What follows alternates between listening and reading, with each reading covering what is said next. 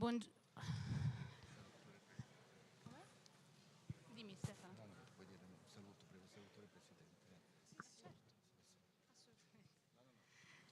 Buongiorno, ben arrivati.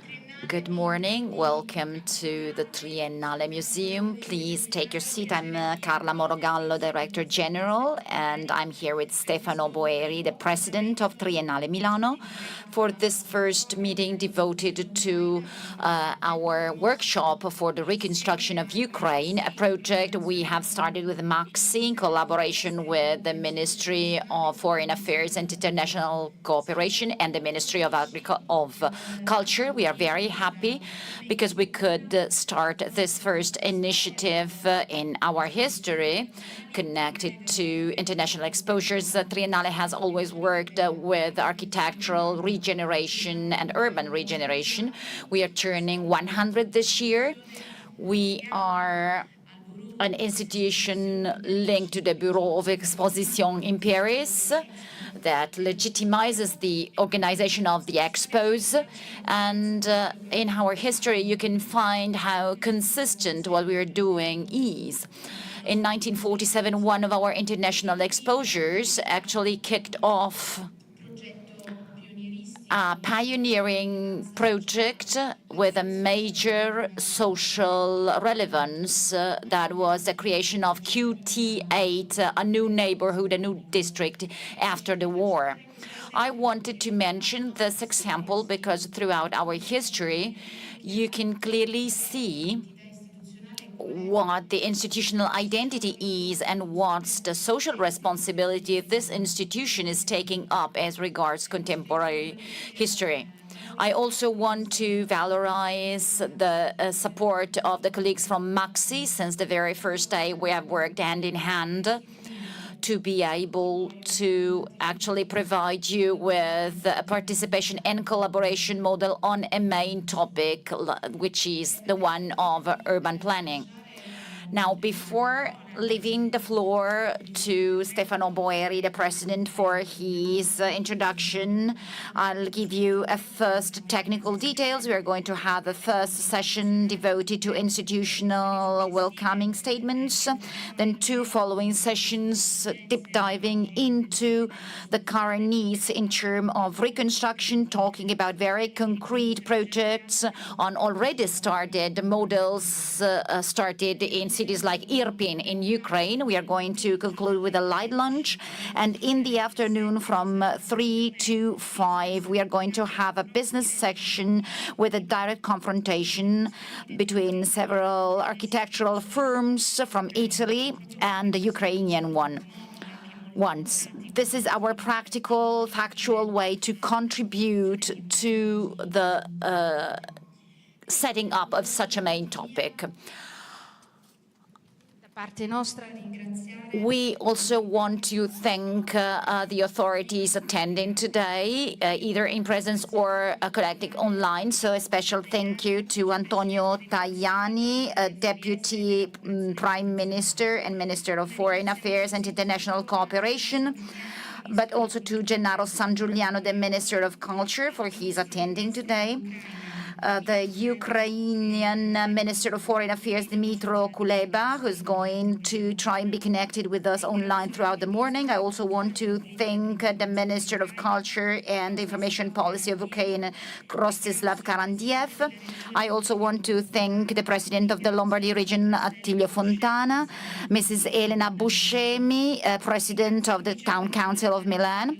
I want to thank the Deputy Governor of the Odessa region, connected online, Serhiy Kropia, the Mayor of Odessa, Gennady Trukhnov, Luigi Brugnaro, Mayor of Venice, Andrei Sadovi, the Mayor of Lviv, and Dario Nardella, the coordinator of the Metropolitan Mayors of Italy. Now I leave the floor to Stefano Boeri for his own introductory statement. Thank you.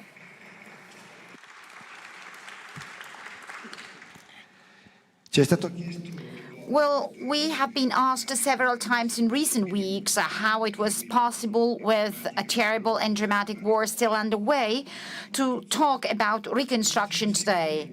How this is possible to talk about reconstruction of cities, public spaces, historical monuments, architecture, and buildings hit or destroyed by Russian bombs and weapons, with the war still ongoing in Ukraine. Our response, the response that the free democracies of the world and their cultural institutions have given, is very simple. Planning the reconstruction of a city, of the spaces of a community, is only one of the ways to continue to support the reasons and hopes of a country unjustly attacked.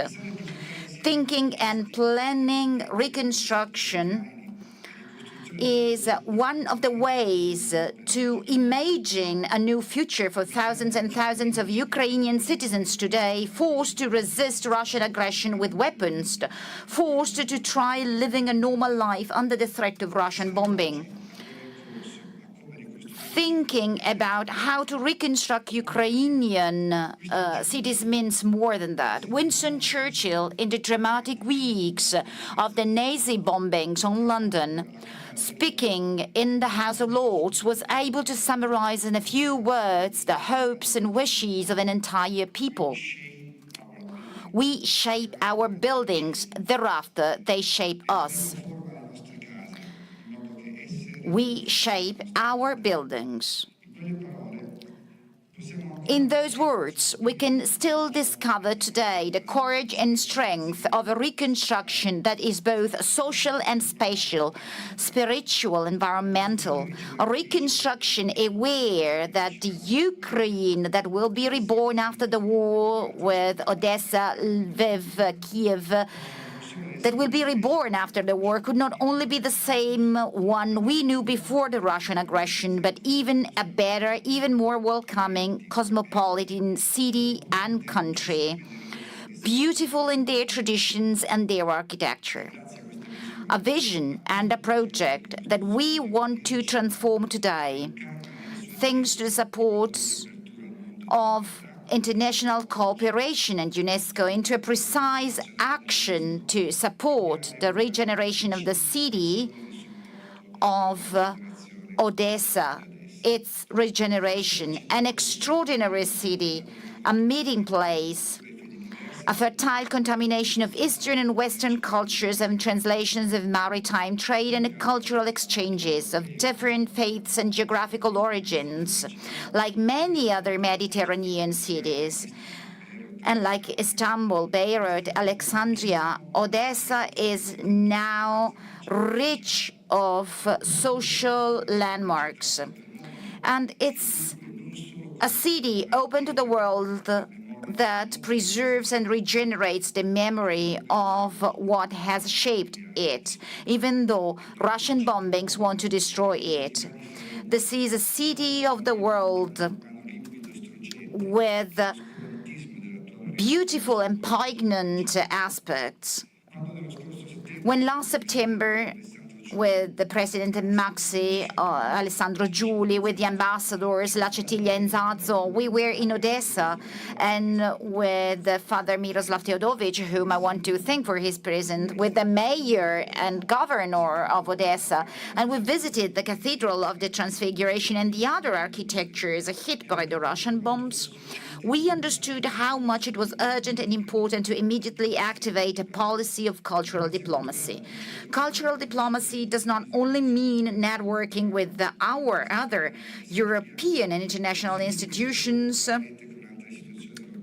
in supporting the reconstruction of Ukrainian cities, but also gathering the best Italian skills in the restoration and regeneration of environments and architecture affected by the fury of war, and putting them in contact with local technicians, administrators, citizen communities.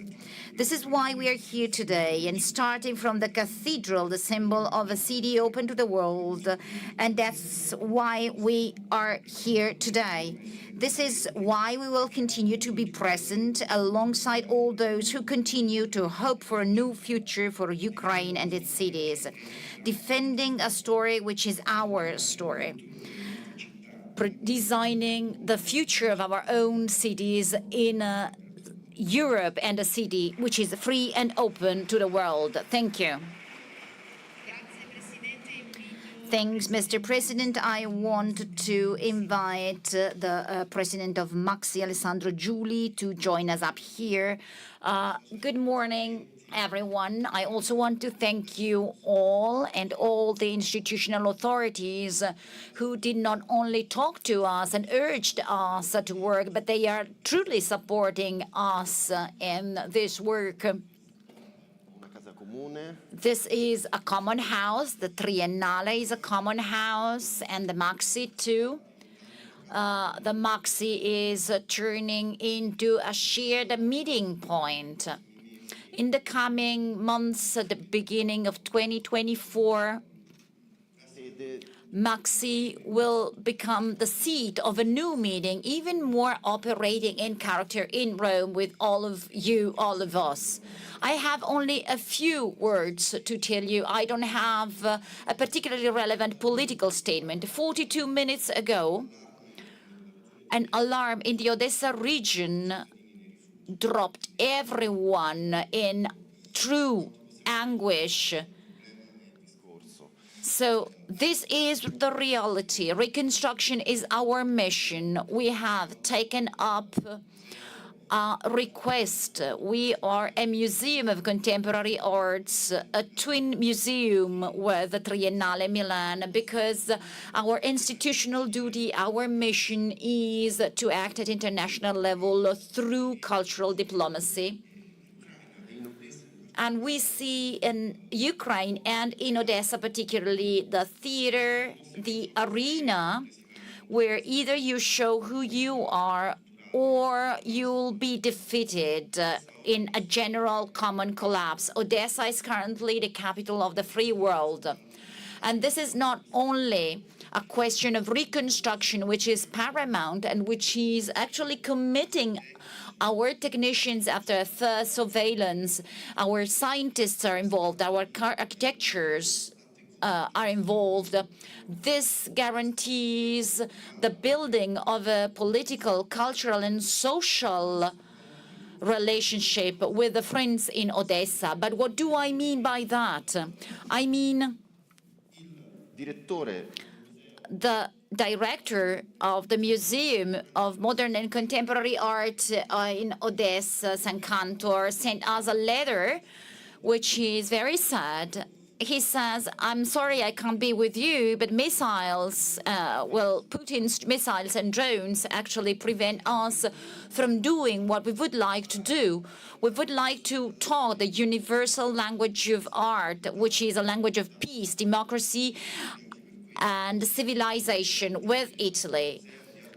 We are here for this because we want to guarantee our Odessa counterparts that missiles, drones, and bombs will not prevent us from going there, helping them reconstruct museum and cultural relationships that can be stronger and stronger, not only bilateral. So our true duty is to be ready when weapons will be silent in the end. Our idea is to keep a spotlight on Ukraine in a moment when, unfortunately, so many war scenarios and emergencies are open to all of us. And we must not forget that every single day we do build and reconstruct something. Odessa is not a stone forest waiting for the war to come to an end to meet there. No, Odessa is a live city, a young city, and living together with alarm sirens is everyday life, a natural habitat.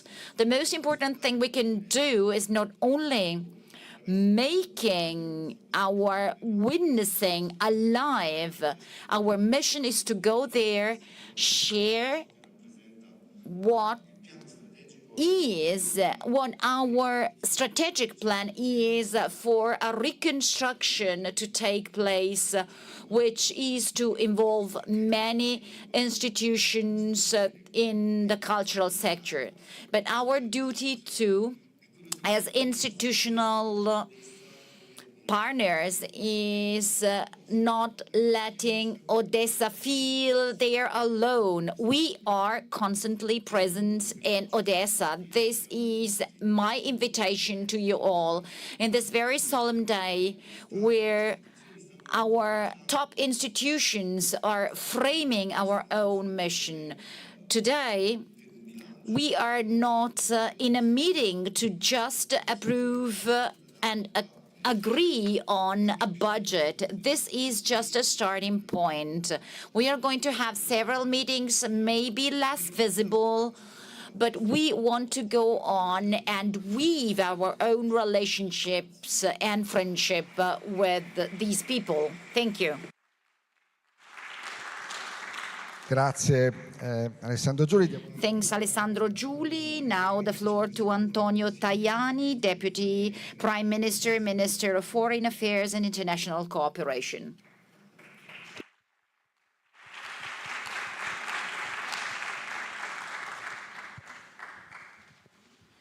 Tanto grazie. Thank you to Triennale for hosting this event today.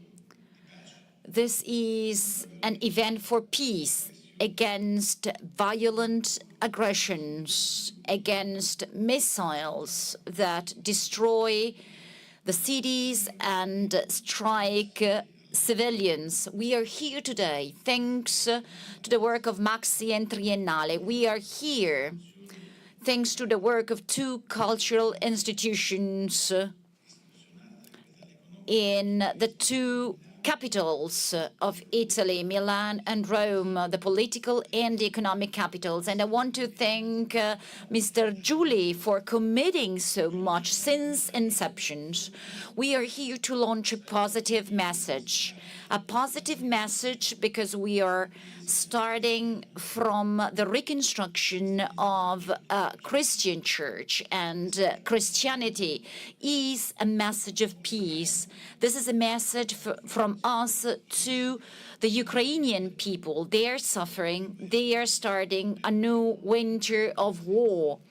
And with the presence of two ministers of our republic here, we want to launch a great message of friendship and closeness. I want to thank the ambassador of Ukraine in Italy, and I want to thank him for being here. Mr. Ambassador, we won't leave you alone. We are totally committed as regards monetary help, which we have already somehow provided, economic help for reconstruction today. We are here because we want to show you that we are close from a cultural point of view too. This actually started out of an afternoon during a meeting that was very theoretical, talking about the reconstruction of Ukraine. And I was with the two presidents at Palazzo Chigi. A few days thereafter, unfortunately, there was the bombing of the Cathedral of Odessa. So they are ready to reconstruct part of the Ukrainian cities that have gone destroyed. But now there's a great legacy of humanity. The Odessa Cathedral, everyone knows it. Why shouldn't we start this collaboration with the reconstruction of the Odessa Cathedral? And I immediately had an enthusiastic feedback from the two presidents. And this is to show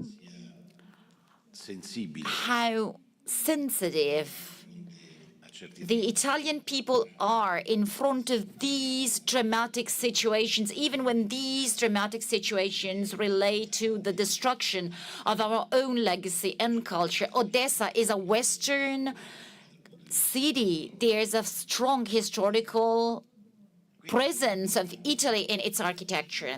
We have set up several meetings. We have talked also during my recent mission to Kiev with President Zelensky, and I actually told him what we as Italians are doing for the reconstruction of the Odessa Cathedral. This is one way of us being close to the Ukrainian people, because also churches, cathedrals are a wealth, a world heritage, but they are the representation of a religious heritage, which is not private. It's linked to civilization, a way of living, a way of conceiving life, a way of looking to someone over us for help. So our action to support Ukraine has already come to concrete terms on the occasion of the Rome meeting, when we welcomed hundreds of Italian and Ukrainian companies that want to work for the first reconstruction, even if the war has not come to an end. We are going to organize a new business forum in Ukraine, of course, if the war allows so, to look into the future. The Italian diplomacy, not only our ambassador in Kiev, but also our diplomats following the Ukrainian question, are strongly committed, because our closeness is to be concrete. In 2025, Italy is going to organize the Great Conference on Reconstruction. It was in London a few months ago. We are going to organize the same event in 2 years from now, and we want to play a major role. We want to support Ukraine from a political point of view. We want peace to be true. Peace is to be just. It cannot be the defeat of Ukraine. This is peace to guarantee the liberty, freedom, and independence of Ukraine without a Russian military presence on the Ukraine territory. We are strongly committed to helping this country. Our own companies want to work there. We are doing a lot. We want to do even more. Also because, well, we hope Ukraine can be part of the European Union. Ukraine is a candidate state. So this is to represent an opportunity for Ukraine, but also an opportunity for us all. Ukraine is a very large country, a large market. So by building this relationship of closeness, solidarity, and friendship, we can pave the way for our companies to be more present there on their territory with joint ventures, but also with exports. I'm a minister in charge of exports, so we have to look into the future. And in the same way as Ukraine, also the Balkan states will be part of our own European Union in the future. So you see, this is all part of a strategy. This is part of a vision which sees a political Europe to become stronger and stronger, more consistent, and a standard bearer for peace, because this is the mission of the European concept. After the wars we have had in Europe last century, Adenauer, the Gasperish, they were thinking about peace. Unfortunately, peace is always threatened. We have to fight for it day after day. We currently have 2 wars at our borders, one in Ukraine and one in the Middle East, which is close to our southern maritime border. We are a peace-seeking country, and we want to support peace by supporting Ukraine. We are doing that in several ways. And I believe common sense is going to prevail in the future. We could get to peace.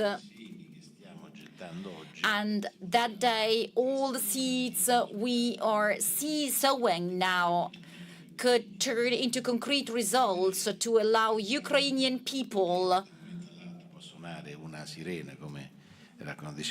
without alarms, bombing alarms, to resound in their own ears. Their life is strongly intertwined with the Italian history and culture. We are looking at the future with optimism. So that's why we are here for reconstruction. I really want to thank Maxi and Triennale for their work, because this is a very concrete work. Every now and then culture seems to be so far away, just theory for only a few people who just play around and maybe just go on intellectual tools, but this is not like this. Culture unites us all, and works of art like this one actually do not need any further explanations. Visual art is like music. You must not explain it. Everyone, even those... Well, if you want to read an ancient Latin or Greek text, you actually have to study that, but you don't need any of that knowledge to just watch this heritage. The same as music. This is culture. It touches onto the heart, onto the single identity. And the culture is to be a tool for peace, which is actually the goal we all aim to.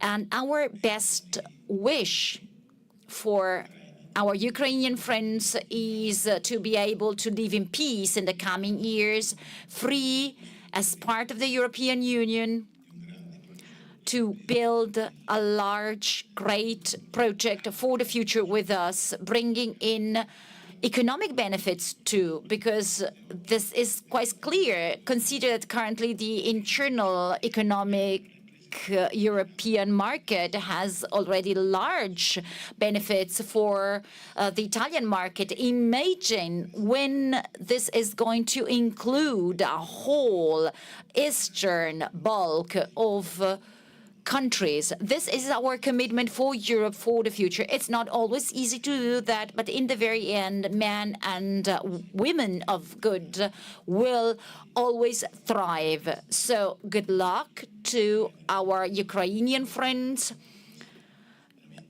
Good luck to everyone. I hope this is the very last year for you to live in war. We all hope peace can embrace and welcome you all, allowing you a more decent, serene life. However, remember that not only the government, but also the Italian people are all close and friends to you.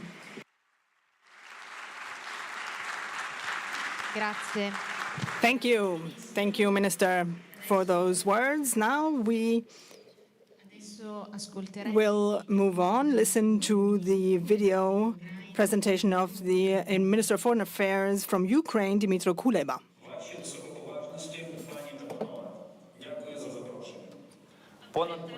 Thank you to the authorities. Thank you very much for this invitation. For more than 21 months, Ukraine has now been fighting for its own existence in the world and in the European Union. The aggression has caused serious damages to our infrastructures, our economies, and our people. To us, it is crucial to receive the support of our international partners, because these are extremely grievous times. And thanks to the heroism of our fighters, Ukraine is currently fighting and moving towards victory, although this road is extremely harsh. The support of our friends, even Italy, allows us to look towards the future and think about reconstruction already today. In the past 20 months, we have already thought about the architecture, the reconstruction of our future. We have created a state entity, a state body to rebuild our infrastructures, and we have carried out several projects. Within the framework of the Fast Recovery Program, we have already reconstructed about 100 different objects, such as roads, hospitals, and other infrastructures. We have also developed a digital system for the reconstruction of our country, and we have a set of mechanisms of coordination for this reconstruction. Furthermore, we have a platform of our sponsors or donors, and we have a foundation and funds that have been given from the World Bank. We have this year held several conferences in Lugano, Paris, London, Rome, conferences about the reconstruction of our country. And one of the results of these meetings and encounters has been to develop a mechanism, Ukraine facility, and to involve the entrepreneurial world. But the most important thing is that rebuilding Ukraine is not just rebuilding what has been destroyed by Russia. It is also about creating a Ukrainian economy, a completely new economy, and to build a new Ukraine. The idea of reconstruction, of rebirth, is only the beginning of the new road that we want to go down. We want to thank Italy. Italy has given us this rebirth, the rebirth of our values, of humanism. We are talking about ancient history, the ancient history of Europe, and about how the Italian Renaissance was also born during harsh times and wars and epidemics. Also, Ukraine now will be born in a new Europe that will rise from the ashes and rise from the ruins. Today, just like in the past, the light of humanism, the light of enlightenment will guide us. And the Italian Renaissance was a real rebirth. Also, in its time, it was a period of new discoveries, of new ideas, which really strongly impacted on all of humanity. So when we think about the Italian Renaissance, we think about the rebirth of ancient culture, of philosophy, art. But it was not just to go back to antiquity. It was more about rethinking everything that had come before. And the same is true for the reconstruction of Ukraine. It's about innovation. It's about rebuilding, not about going back to the past. It's about creating a more modern country. So, ladies and gentlemen, I am extremely grateful for Italy's support, the military support, the political support, the economic and cultural support. Italy is helping us strongly in the reconstruction, post-war reconstruction of our country. I am very thankful to our Italian partners for the so-called fast recovery plan. And also, I'm very grateful for their readiness to go more into depth, also during the G7, when Italy will be presiding the G7. Italy, furthermore, has taken on the patronage to rebuild several objects in Odessa, which have been entirely destroyed by Russia. I am absolutely convinced that this will help us to rebuild our cultural heritage and also in other regions, because Italy is a world leader, a leading country when it comes to the protection of the cultural heritage, and Italian technicians are also at the avant-garde in terms of the expertise needed for such reconstruction. They are world famous, and I'm sure that the workshop about the reconstruction of Ukraine is going to be a very effective platform that will allow us to work together, to cooperate with our cultural institutions, our architectural firms, companies and associations, and all this will help us to rebuild and regenerate our cities and our cultural heritage. I thank you very much for this initiative, for this extremely important initiative. Thank you to the Italian government. Thank you to my friend and dear partner, Antonio Tajani, and Alessandro Giuli, Stefano Boeri, the Maxi Foundation, and all of the exponents who have gathered here today. Recovery and the reconstruction of Ukraine is extremely important for all of Europe, because we are talking about a stable and blossoming Ukraine, which will be an important commercial partner for all European countries. This will help and further the growth and development of all of Europe. We will work together to ensure a better future for all our countries, for all our citizens, and for the European community as such. Thank you very much for your attention. I'm very sorry for not being able to be there today in presence, and I wish you all happy proceedings. Thank you very much.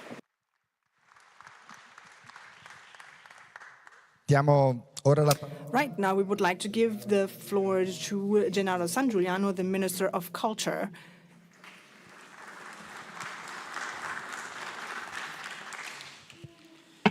Buongiorno. Good morning, everyone. I would like to start by telling you a historical episode. In 1946, Alcide de Gasperi had just been appointed to the Prime Minister of Italy, which was just coming out of the war and of the dictatorship. He decided to allocate an extraordinary amount of money to rebuild the Scala Theatre in Milan. At the time, he was even criticized. There were a lot of critical voices. There was an important Italian party that criticized him very harshly and said, okay, but with all this destruction, all of these people who no longer have a home, you want to build a theater, the Scala Theater of Milan? And De Gasperi explained that the Scala was a symbol. It was a symbol of rebirth, the rebirth of a community and of a nation. It was a great cultural institution, and it needed to quickly be put back on its feet because it needed to give spirit and hope to all Italian citizens. You see, I agree with those who assert that the anthropization of the landscape is good because Aristotle says that all living beings have their natural habitat. Fish have water, the birds have the air. We have a natural habitat in the heritage that we have built for each other through centuries of history. And it's part of ourselves, that heritage. We cannot imagine Rome without the Colosseum. We cannot imagine Milan without its Duomo, or Napoli without its Mascandrino. So these are part of our culture and of ourselves. That's why I think that these feelings also drive the Ukrainian people who have been victims of a violent damage to their rights and an unjustified and a very serious aggression. So the capital of Odessa is for them, just like for us, the Duomo of Milan or the Colosseum in Rome. So, in fact, Leopardi also says in his poem, My Italy, and he is talking about the arches, the columns, and these are all parts of the Italian nation, according to Leopardi's concept. I imagine this beautiful cathedral also to be part of the spirit, of the essence of the way of being and of thinking of the citizens of Ukraine. So rebuilding this cathedral quickly, making it come back to its ancient splendor is really very important. By the way, Italy, you know, historically has a very intense relationship with Ukraine, and in particular with the city of Odessa. In fact, the Italian architects, were the ones who contributed to the beauty of this city in its origin. The harbor of Odessa was built by a Neapolitan architect, Deribas, who went to Ukraine and decided to build this important harbor. And I was just telling a story to my friend and colleague, Antonio Tagliani. He's a colleague twice, I would say, as a minister and as a journalist, because one of the most famous songs, I was saying, Neapolitan songs, but also Italian songs, O Sole Mio, was actually written in Odessa by Giovanni Capurro, who was a journalist from Rome, and he was participating in an international conference in Odessa, and he wrote these verses and then put them to music, and that became a symbol of Italy ever after, so it is still today. So what we do is extremely important, and I want to thank precisely from the very bottom of my heart the president of the Triennale, Boeri, and the president of the Maxi for the effort that they and the proactiveness with which they have reacted. Sometimes we as Italians are a little bit labeled as being very slow and bureaucratic and all that, but in reality this time I think we have been extremely concrete and quick in acting, and also Minister Kuleba has just appreciated the quickness and readiness of our response. So I think that we should not only announce empty words or concepts or ideas or theories, but solidarity needs to be built concretely on small, concrete bricks. And today we are laying a very small brick that I hope can become increasingly large. It's a brick that proves our solidarity to the Ukrainian people for the aggression it has suffered. It is also a hope for a peace, and a peace that can start already with the regeneration of its urban fabric,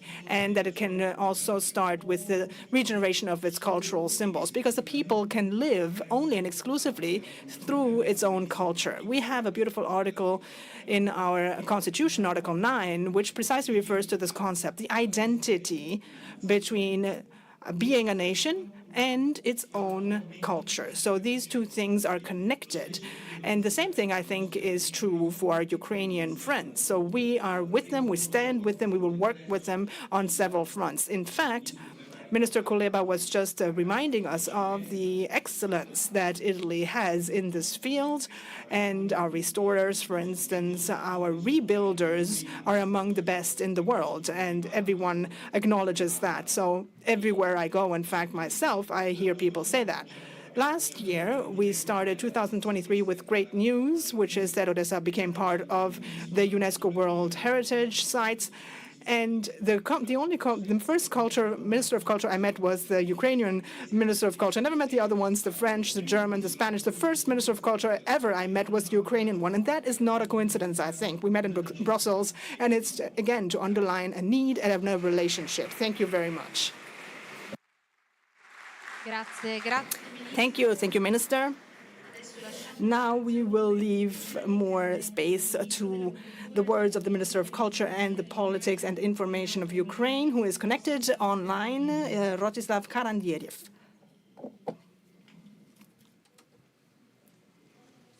Buona giornata, cari signori. Yes, good morning.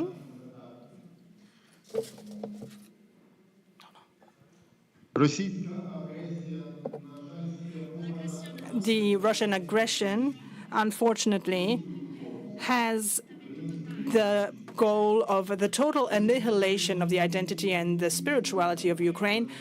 Unfortunately, we don't only have human victims, but we qualify this and we consider it as a genocide of the Ukrainian people. It's about the destruction of the cultural heritage of our country, the destruction of our goods and artistic sites. All of these are attempts to annihilate the Ukrainian historical memory. This is what is happening today on our territory, on the Ukrainian soil. War actions on the Ukrainian soil are also damaging our citizens, our ecosystems. They are destroying Ukrainian cities, and they are having a huge impact on our cultural heritage. Protecting history, protecting our cultural heritage during a war and also after a war, obviously, is our aim, and we need to punish the aggressor for these actions, for these crimes. That is our mission and our goal today. We hope that in these very difficult times for Ukraine, we're very happy to see that we have an initiative like this that has been put in place by Antonio Tajani, whom we thank very much.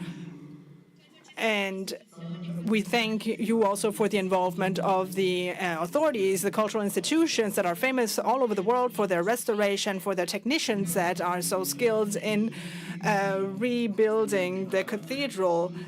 And we also know that there was the Italian government decided to involve two specific cultural institutions, important and authoritative institutions such as the Triennale of Milano and the Maxi of Rome, to prepare the project and the technical documentation needed for this reconstruction.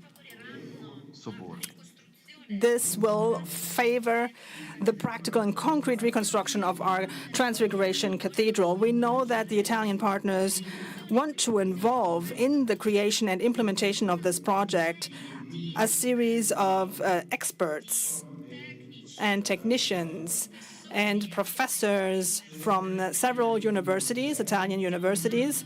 We are talking about universities and institutions that are of global fame, and as well as architectural firms.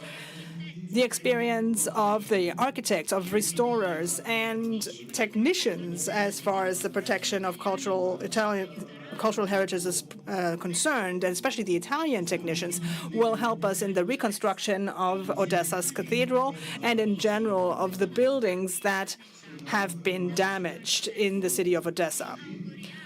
We sincerely hope that this will only be the beginning. Odessa will be the first city, but that these initiatives will also expand to the rest of the country. Our cooperation with Italy today has also been strengthened by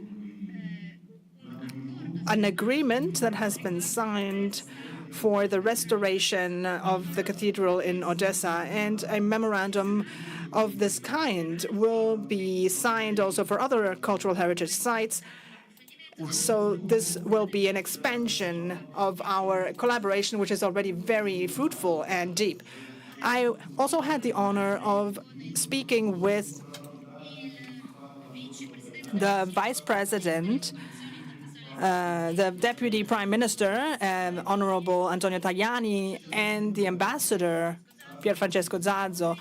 And I would like to repeat what I already told them. I am sincerely and deeply grateful, not just to the Italian government, but to the entire Italian people.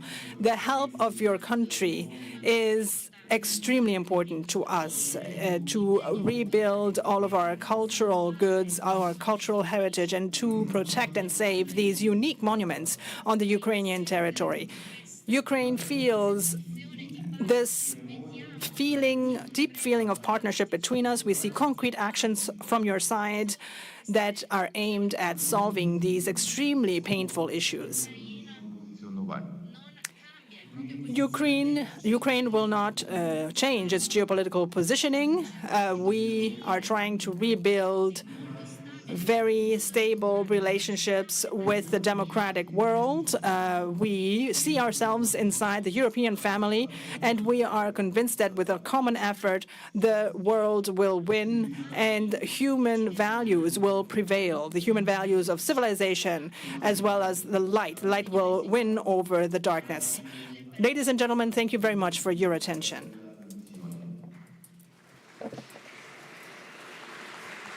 Stavo dicendo una cosa, però non mi ricordo più cosa hanno detto. Grazie, diamo la parola adesso al Presidente. Now we will give the floor to the President of the region of Lombardy, Attilio Fontana. Thank you. Thank you. Good morning, everyone. And a special thank you also to Alessandro Giulia and Stefano Boeri for organizing this particular meeting today. I wanted to link up to the words of Alessandro Giulia when he said that we need to make our closeness and friendship felt to the Ukrainian people. Well, I want to stress once again that the region of Lombardy and the institution of the region of Lombardy immediately showed this solidarity and this will of standing close to the Ukrainian people, and also gave a series of concrete proofs, both in the immediate assistance of all the oncological patients that could not be treated in the Ukrainian territory when the first bombings began. So we immediately organized a network of non-governmental organizations that dedicated themselves to direct assistance of these patients. We assisted all the refugees, and we shouldn't forget that the region of Lombardy, in fact, hosts about 47,000 refugees from this region that we are also helping from the point of view of healthcare. So we need to talk about the future. This is all the past. So I think all the considerations we have made so far have been extremely important. We need to start, no doubt, from a symbolic place, such as the cathedral, to then move on, as the Minister of Foreign Affairs from Ukraine was saying, when he was saying that we need to try to rebuild the new Ukraine, not the Ukraine of the past. We need to give it a different setup compared to what it was in the past. We shouldn't simply do an operation of rebuilding something that existed, but we need to move forward. So I think that is where the institutions from Lombardy, for instance, but all institutions can really help with their experience and the experiences we have already had in the past. For instance, we talked about the urban regeneration, which is an important field as well, very important for our country in particular. We have the first cases now emerging, the first realities. Stefano Boeri knows very well that the region of Lombardy has invested a lot to try to implement a new kind of urban regeneration, which is not only urbanistic, but is especially a social regeneration. It's a new way of creating communities. It's a new way of living in our cities. So I think that we will be able to provide our availability, our collaboration, and add our experience to help organize this network of emergency and urgency. For instance, the healthcare emergency for the region of Lombardy is certainly an aspect that we are very proud of and that we are exporting all over the Italian regions. And we will be proud to also give a hand to Ukraine in rebuilding their this extremely important model of their cultural heritage. But we want to export our development model because I think that that could also be something that we need to reflect on this collaboration that exists in our region between the public and the private entities, this possibility we have of mutual support.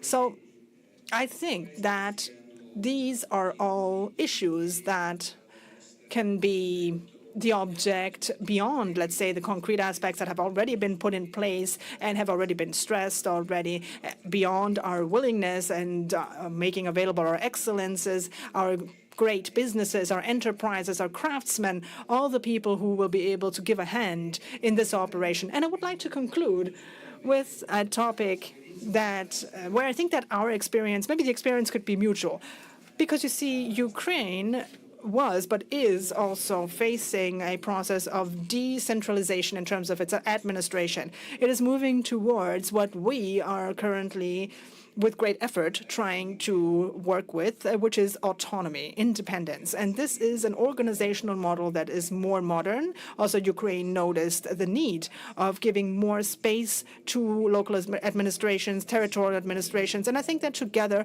we will be able to rebuild this development model, this model of a new organization, state organization, which will be a novelty both for our country but also for their country.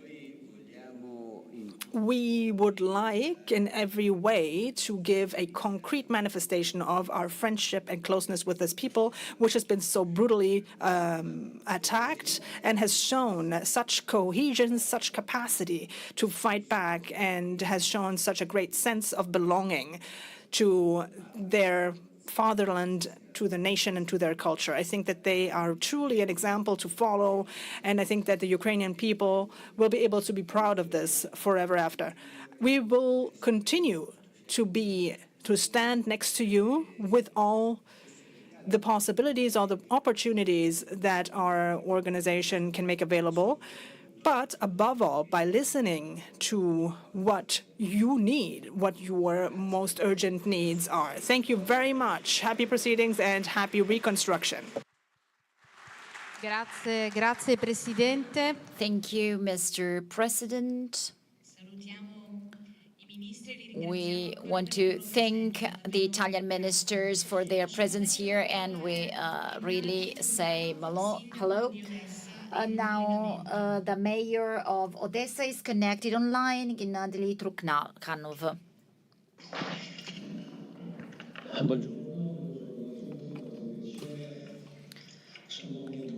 Good morning, everyone.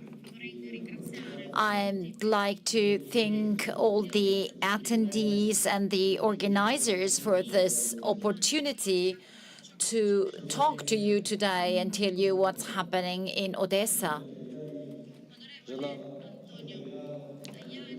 Dear Minister Tajani, Minister San Giuliano, ladies and gentlemen, today I want to thank all the Italian people, all the attendees, because you have been close to us since the very first day of the invasion. Since the beginning, you have been with us, and you are still with us. Today, well, I've heard many words about our wonderful city, about Odessa. And I'd like to thank Alessandro Giuli for his sincere words on our own city. It's true, the story of our people, the story of our identity. Italian architects have designed many cultural monuments we are very proud of nowadays. Today, we are talking about the reconstruction of the Transfiguration Cathedral. This is one of our symbols. It's our legacy. It's our heart. And we are very happy because we can start with this cathedral to reconstruct Odessa. I'd like to share what we are doing nowadays. At the moment, we are making the cathedral safe. Within very short, we are going to cover the roof of the cathedral because rain is going to come and the cathedral is not to be damaged, even walls. The DSCs and the local authorities are committing to cover the cathedral. I'd like to ask you, we have to close with all the bureaucratic formalities, and we have to concretely kick off our collaboration, because this is what we really need nowadays. Currently, actually half an hour ago, we have heard an alarm on. Our enemy is using special missiles with technical characteristics that prevent us from destroying them before they strike, so we can't react against these missile attacks. I hope you can all hear us. We need more aerial defense to be more protected. But be reassured, even though we are having many hard difficulties, we have had over 600 alarms on. We are living in war, but the fighting spirit of the Ukrainian people, our heroes, our defenders, men and women, the Ukrainian people, the people from Odessa, well, they will do all their best to attain peace and victory. I believe the Italian people and the Italian government will be close. I want to thank Minister Tajani, who has gone an extra mile for this collaboration to come true. And I want to thank all the Italian diplomats and authorities that are still quite close to us. What we are currently doing is paramount. In Odessa, we have opened the first Restoration and Urban Planning Office with the help and support of the University of Genoa. With the help of my friend, the mayor of Venice, we have developed many projects and we are going to make them concrete. So our mission is together towards victory. We are working with the Italian people towards victory, and I'm very grateful for this paramount help you're giving us. Grazie. Grazie, Sindaco. Thank you, Mr. Mayor. Your words are paramount for us, and they provide hope and courage to all our commitments. Now the floor to Elena Buscemi, the President of the Milan Town Council. Thank you very much. Good morning, everyone.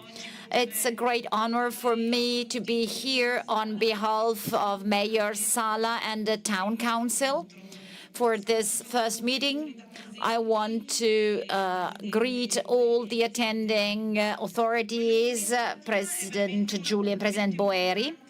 This event is really paramount. We are very happy that it can come to reality here in Milan. I want to thank everyone here, starting from President Giulia and Boeri, because they have all committed to this initiative and decided to start its path for a concrete support to Ukraine. The relationship between Italian cities and the Ukrainian people in cities are very strong, very thick, as we've heard from previous speakers. And I'm very happy to remind that Milan also tried to help at the beginning of the emergency and still nowadays tried to support those who have sought for shelter here in Milan. We have all tried our best for solidarity to do whatever we could. At the moment, in a different perspective, we are starting a phase when these synergies and commitments are to become systematic, trying to share everyone's experience with a special focus on the reconstruction, on social infrastructures, and as we heard before, through cultural diplomacy. The road to peace is still long. We have many conflicts hitting civilians, and they are all very violent. However, our commitment nowadays is at the side of Ukraine, Odessa, and all the cities hit by the Russian invasion. A concrete help that brings in the voice of everyone who wants to concretely support Ukraine and its cities. Thank you very much. Thank you very much. Now we have the online intervention of the Vice Governor of the Odessa region, Serhii Kropiva. No, sorry, they're telling me, no, we are going on. Okay. We are going on with Mr. Luigi Brugnaro, if he is connected, the mayor of Venice. As you know, Venice is one of the two Italian cities, which is a twin city of Odessa. Sindaco Brugnaro. Mayor Brugnaro, we can see you. The floor to you. We can't hear you. Well, okay, just a second. Okay, now we can hear you. Okay. So thank you and welcome everybody. Very quickly, Venice has contributed greatly in the moment of emergency. We immediately opened a current account, and on March 4, we have started a Ukrainian emergency desk. I'm saying this because the war is still on. April 1, actually, Venice reacted to the request of the museums in Lviv and Odessa, and we joined the Save Ukraine project, sending in packaging materials to save the treasuries. We still have the Ukrainian flags to show off that we are with you, and currently the flag is still there together with the Israeli flag in this moment.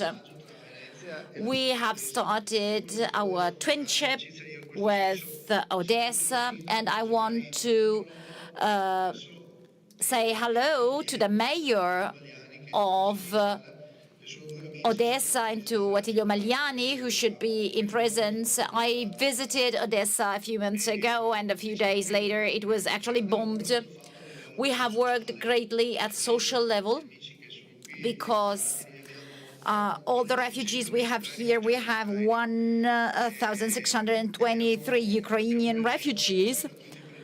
We have helped them for public transportations. We have helped them with COVID vaccinations. We have provided consistent rules and clear rules for bureaucracy not to be too difficult as regards the release of documents, for children to go to school and men and women to be able to work.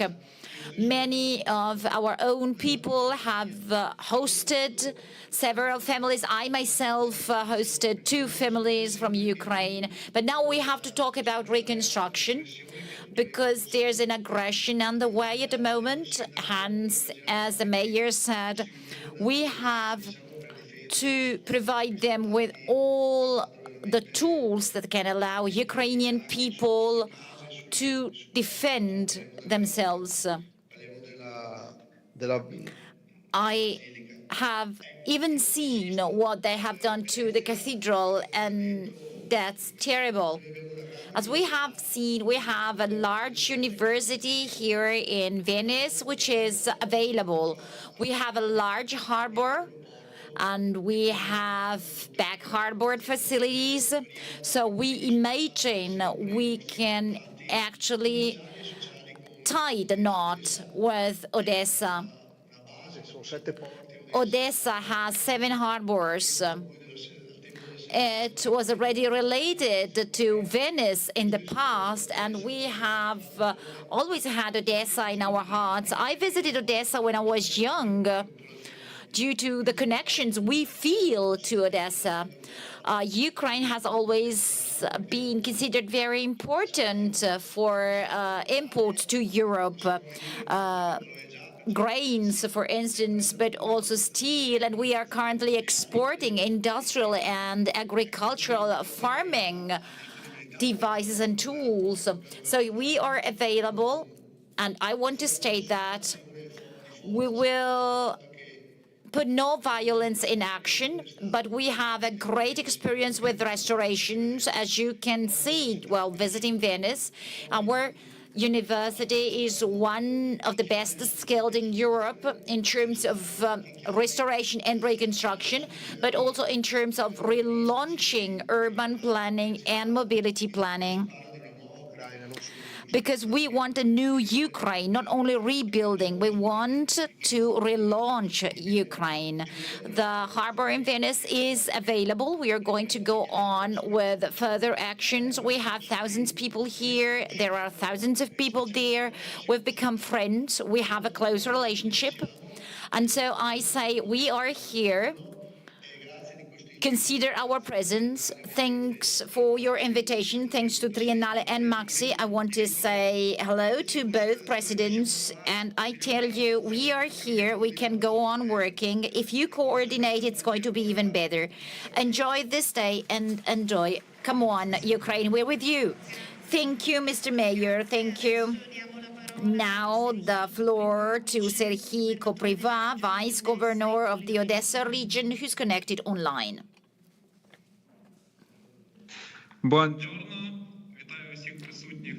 Good morning, everyone. I want to greet all the attendees to this historical event on the workshop for the reconstruction of Ukraine. I want to thank our friends from Italy because you've been brave and courageous since the beginning, the inception of war. You have always supported us, and also in the region of Odessa. When last summer we had massive bombings against the historical center of Odessa, which actually damaged the Transfiguration Cathedral, in addition to several more cultural heritage monuments in the Odessa region. Italy was among the first ones. You have come here, you have provided a concrete support. This is true witness of your friendship. The history, the past between our two countries is very strong, and we can understand that the Italian contribution has been paramount for Odessa to evolve culturally. As Leonardo da Vinci said, an arch is made of two parts, and only with both parts standing, when one depends on the other, well, they can be strong enough to stand up. And Ukraine is like this now. Ukraine and Italy are working together to become a driving force to provide an urge for the economic and cultural development. This strength is based on democracy, on the strength of the law, and on full respect. I believe that today, with you all, we can open up a new page, the page of the restoration of a European Ukraine, a new page in the European history too. Thank you for your attention. Together for victory. And now we have the mayor from Lviv connected online, Andrei Sadowy.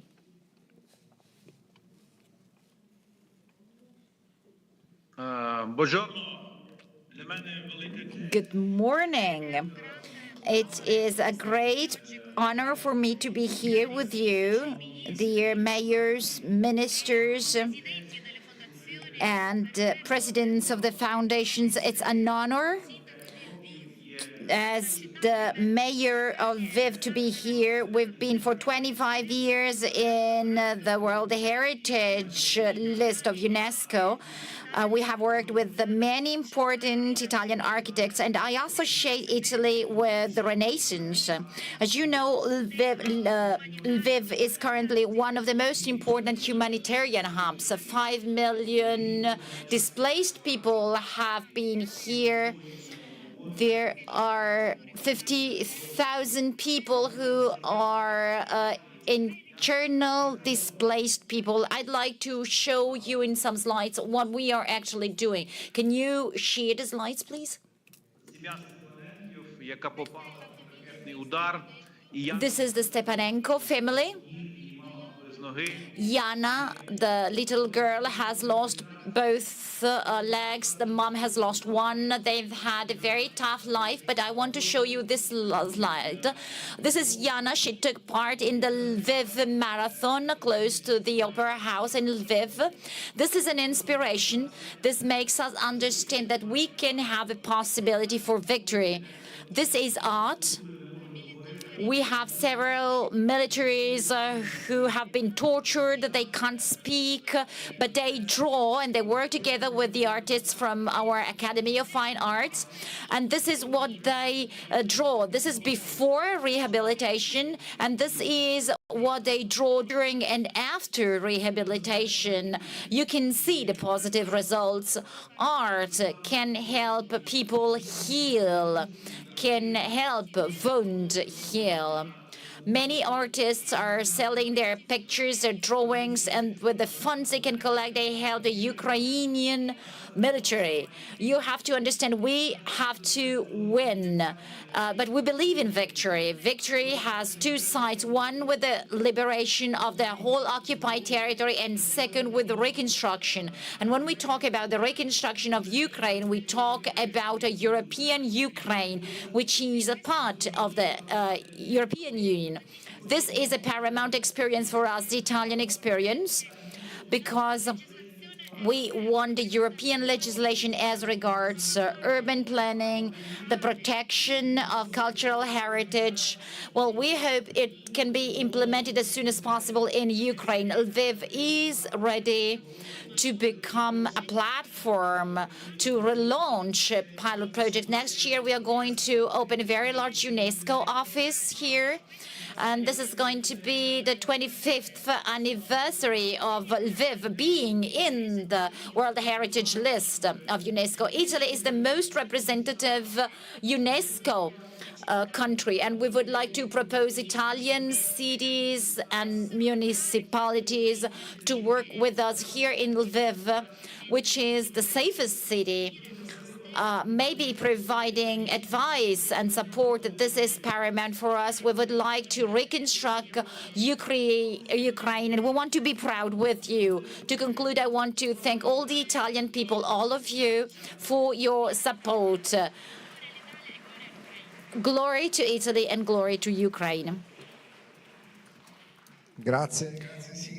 And now let's now close this first session with Dario Nardella, the mayor of Florence and the coordinator of the metropolitan mayors. Here's his contribution. I thank the foundation, Milano Triennale, Maxi Foundation, my friend Stefano Boeri for the invitation you extended to me to take part, albeit remotely, in this important meeting. I greet everyone present, all the authorities, for this important meeting. The topic of the reconstruction of Ukraine is central for many points of view. The first point of view is the political diplomatic one. Talking about the reconstruction of Ukraine means providing a perspective to Europe and the Ukrainian people who are still in this conflict. I remember meeting President Zelensky in Kiev, leading a delegation of European mayors in August. 2022, last year, very few weeks into the conflict. And I asked President Zelensky why he cared so much about reconstruction. He told me talking about reconstruction, although still in the midst of a war, means giving a hope to my people. And so this remains the main focus. Therefore, as the president of Eurocities, the most important association of European mayors, I signed right in Kiev in front of President Zelensky and the representative of the Ukrainian mayors, an agreement between European mayors and Ukrainian mayors for the reconstruction of the cities affected by the bombing and the Russian attacks, schools, hospitals, libraries, museums, facilities that are part of the social fabric of many Ukrainian cities. After this agreement was signed, I was involved by the European Committee of the Regions, of which I am a member, as rapporteur for the Ukraine Facility Plan. In fact, the European Commission launched a 50 billion euro worth plan as a first step in the reconstruction phase of Ukraine. This plan had the favorable opinion of the European Parliament and also the favorable opinion of the European Committee of the Regions, which voted unanimously for my report on this plan. However, we have defined some very important principles. Reconstruction in Ukraine must follow the criteria of transparency, collaboration, bottom-up, city to city, region to region, and the criteria of attention to the European principles of sustainability, social inclusion, attention to the younger generations. The reconstruction of Ukraine thus becomes the first real test regarding the process of integrating the Ukrainian Republic into the European Union. And it will be a fundamental test because only through the way in which this funding will be used, the way in which Ukrainian cities will be actually rebuilt, well, this will show clearly whether there are all the conditions in place for this state, so better today, to enter the European Union. To enter the European Union is not only to meet certain principles and economic requirements, but also to meet ethical values and democratic requirements as well. That's why reconstruction must abide by all these aspects from the very beginning. We have to ensure a transparent path, also to explain to European citizens why the European Union and the contributing states spend so many resources for another country.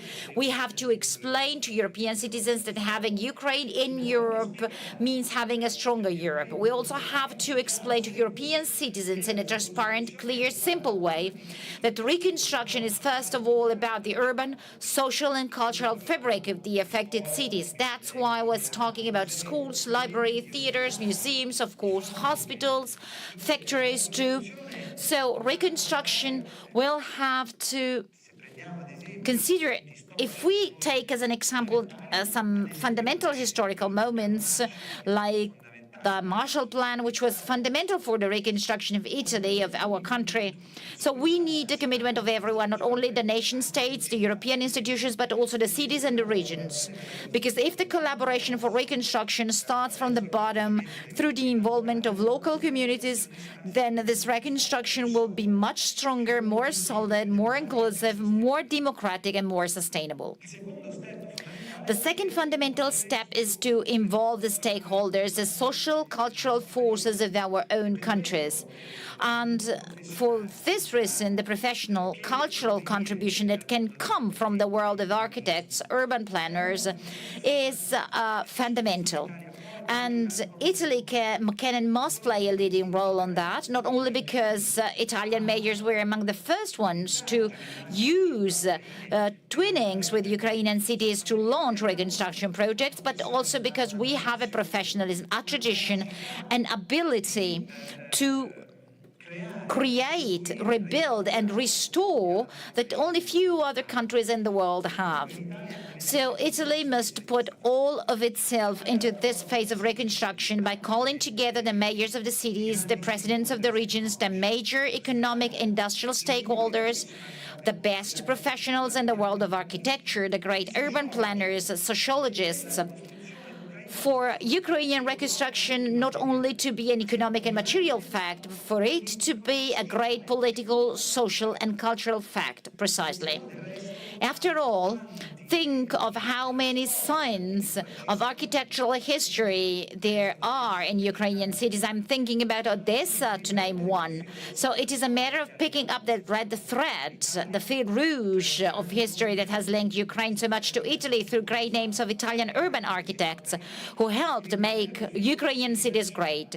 So picking the fil rouge again and relaunching it in our contemporary time, issuing a challenge to this conflict that we hope will soon come to an end, a conflict for which we must all feel committed, for it to end as soon as possible.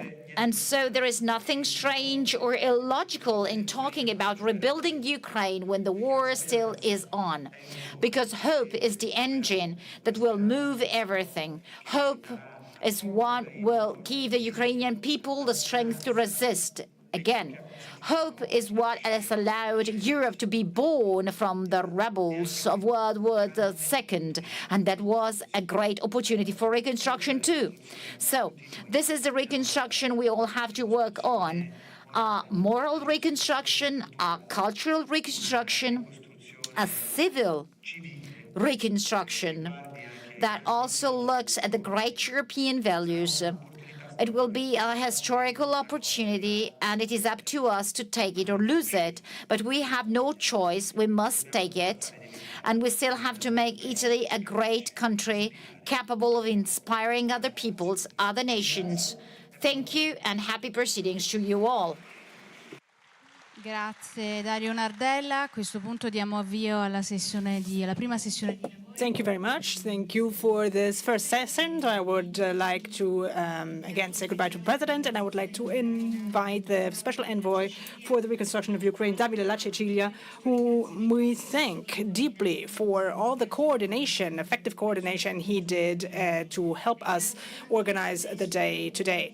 I also would like to thank UNESCO and UNEC, whom we were able to welcome, and we launched a very effective collaboration with.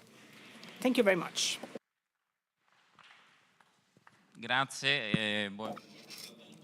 Thank you. Good morning, everyone. After the words we have just heard, I think we cannot add much more to present this session, which will be dedicated to the analysis of the concrete needs in terms of the reconstruction. So cultural needs, but also economic needs and social needs in the territory, as well as the tools and the mechanisms that we can use to implement this reconstruction. Before we dive into the next session, which will be dedicated to the concrete projects that we will be working on. So I would like to give the floor and ask him to come to the stage to the governor of the Bank of the Council of Europe, Carlo Monticelli. Buongiorno a tutti. Good morning, everyone. First of all, let me thank deeply all the authorities and the Italian government for organizing this extremely important event, which truly proves the will, I think, and the desire of the authorities, but also of the Italian people to collaborate, to work together with the Ukrainian people in order to rebuild a new Ukraine, starting not only from the needs, the material needs of this nation, of course, strictly material needs, but also considering at the same time the symbolic needs of this people. These needs are just as important to give hope and confidence to the people and because they are also part of their crucial moment of this reconstruction of a new Ukraine. All of this naturally could not have taken place in such an effective way without the concrete collaboration and the actual collaboration and commitment and effort of the Ambassador La Cecilia. The second thank you I want to mention is to the organizers, to the presidents who decided to involve the Development Bank of the Council of Europe in this extremely important challenge. Now, the European Development Bank of the Council of Europe is an institution that is not so well known yet, although it was founded almost 60 years ago. It's an institution which refers to the Council of Europe, not the European Union, and therefore it has a direct reference to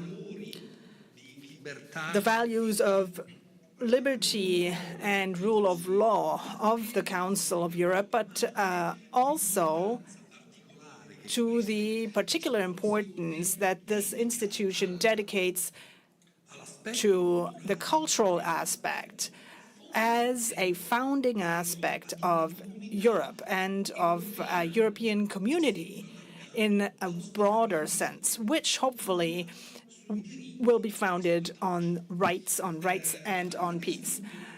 The Council of Europe Development Bank, therefore, is an institution that refers to those values, and also it has a second particular feature, which is that it's the only multilateral development bank that has the single goal of funding investments in the social field, so schools, hospitals, and social living solutions, and also to fund important cultural projects.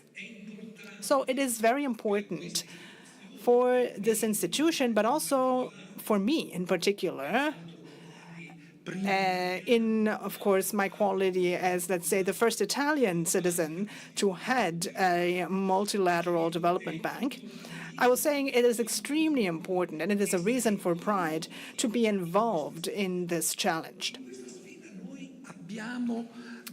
And in fact, this challenge also leads us to make an important contribution which derives from our organization and mandate, which is to support the Ukrainian people in these arduous times with investments in the cultural field, which this particular initiative allows us to define more precisely. Now, this is not just something abstract that we are not so sure about yet. It's a concrete operational capacity which has become honed and connected to interventions we have already carried out. So the Council of Europe Development Bank has contributed to the reconstruction of the bridge of Mostar, for instance. It also contributed to the reconstruction of the cultural city of Vukovar, which had been horribly attacked and horribly destroyed by a war that had already happened in the past. It also previously had already contributed to the expansion of the Museum of Modern Art in the city of Warsaw. So we are truly the international institution that can help and come to the rescue in this case. So this kind of capacity of intervention goes hand in hand with our commitment and effort to support the Ukrainian people. We were the first to be on the field with important supports in terms of interventions for the refugees in the bordering regions. So we, for instance, directly helped the city of Warsaw in giving assistance to and in welcoming the refugees, which, of course, were arriving in huge numbers. So we did this with other countries, and starting this year, when Ukraine became our member state, we also had the possibility to do the same directly with specific projects in Ukraine. So we started already in the social field, but also in the healthcare sector, and we will now also expand from the point of view of our cultural support to the field of culture. So, as I was saying, social living solutions as well as the reconstruction of the Cathedral of Odessa, for instance, and resetting it, giving it back its ancient splendor, they need to happen together. The Council of Europe Development Bank is able to provide support to both these aspects and operations. Thank you very much for your attention. Yes, thank you. Thank you very much, Governor Monticelli. Obviously, we cannot wait to also work with you in the projects for the reconstruction of Odessa. I would now like to give the floor to Alexandra Alzarkina, the Vice Minister for Infrastructure in Ukraine. You have the floor.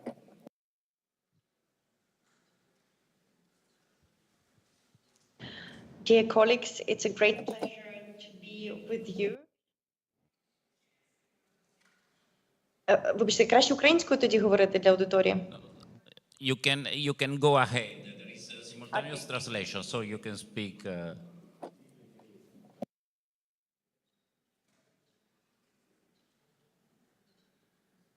Okay, in this case, I will probably talk in English just to make sure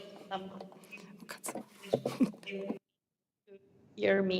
So it's a great pleasure to be with you. Unfortunately, online, but I'm happy that we have quite a delegation now with you, our prominent architects and our top planning. We can do it in the way of of course, we're totally dependent now from our partners, but we feel ourselves grown up, ready to prepare our homework and actually to be able to be partners of the whole Europe. So I'm very pleased to hear from the representatives, from the experts, from the Council of Europe Bank, and I appreciate doing very great the partnership between our countries, promoting the idea of the big Europe.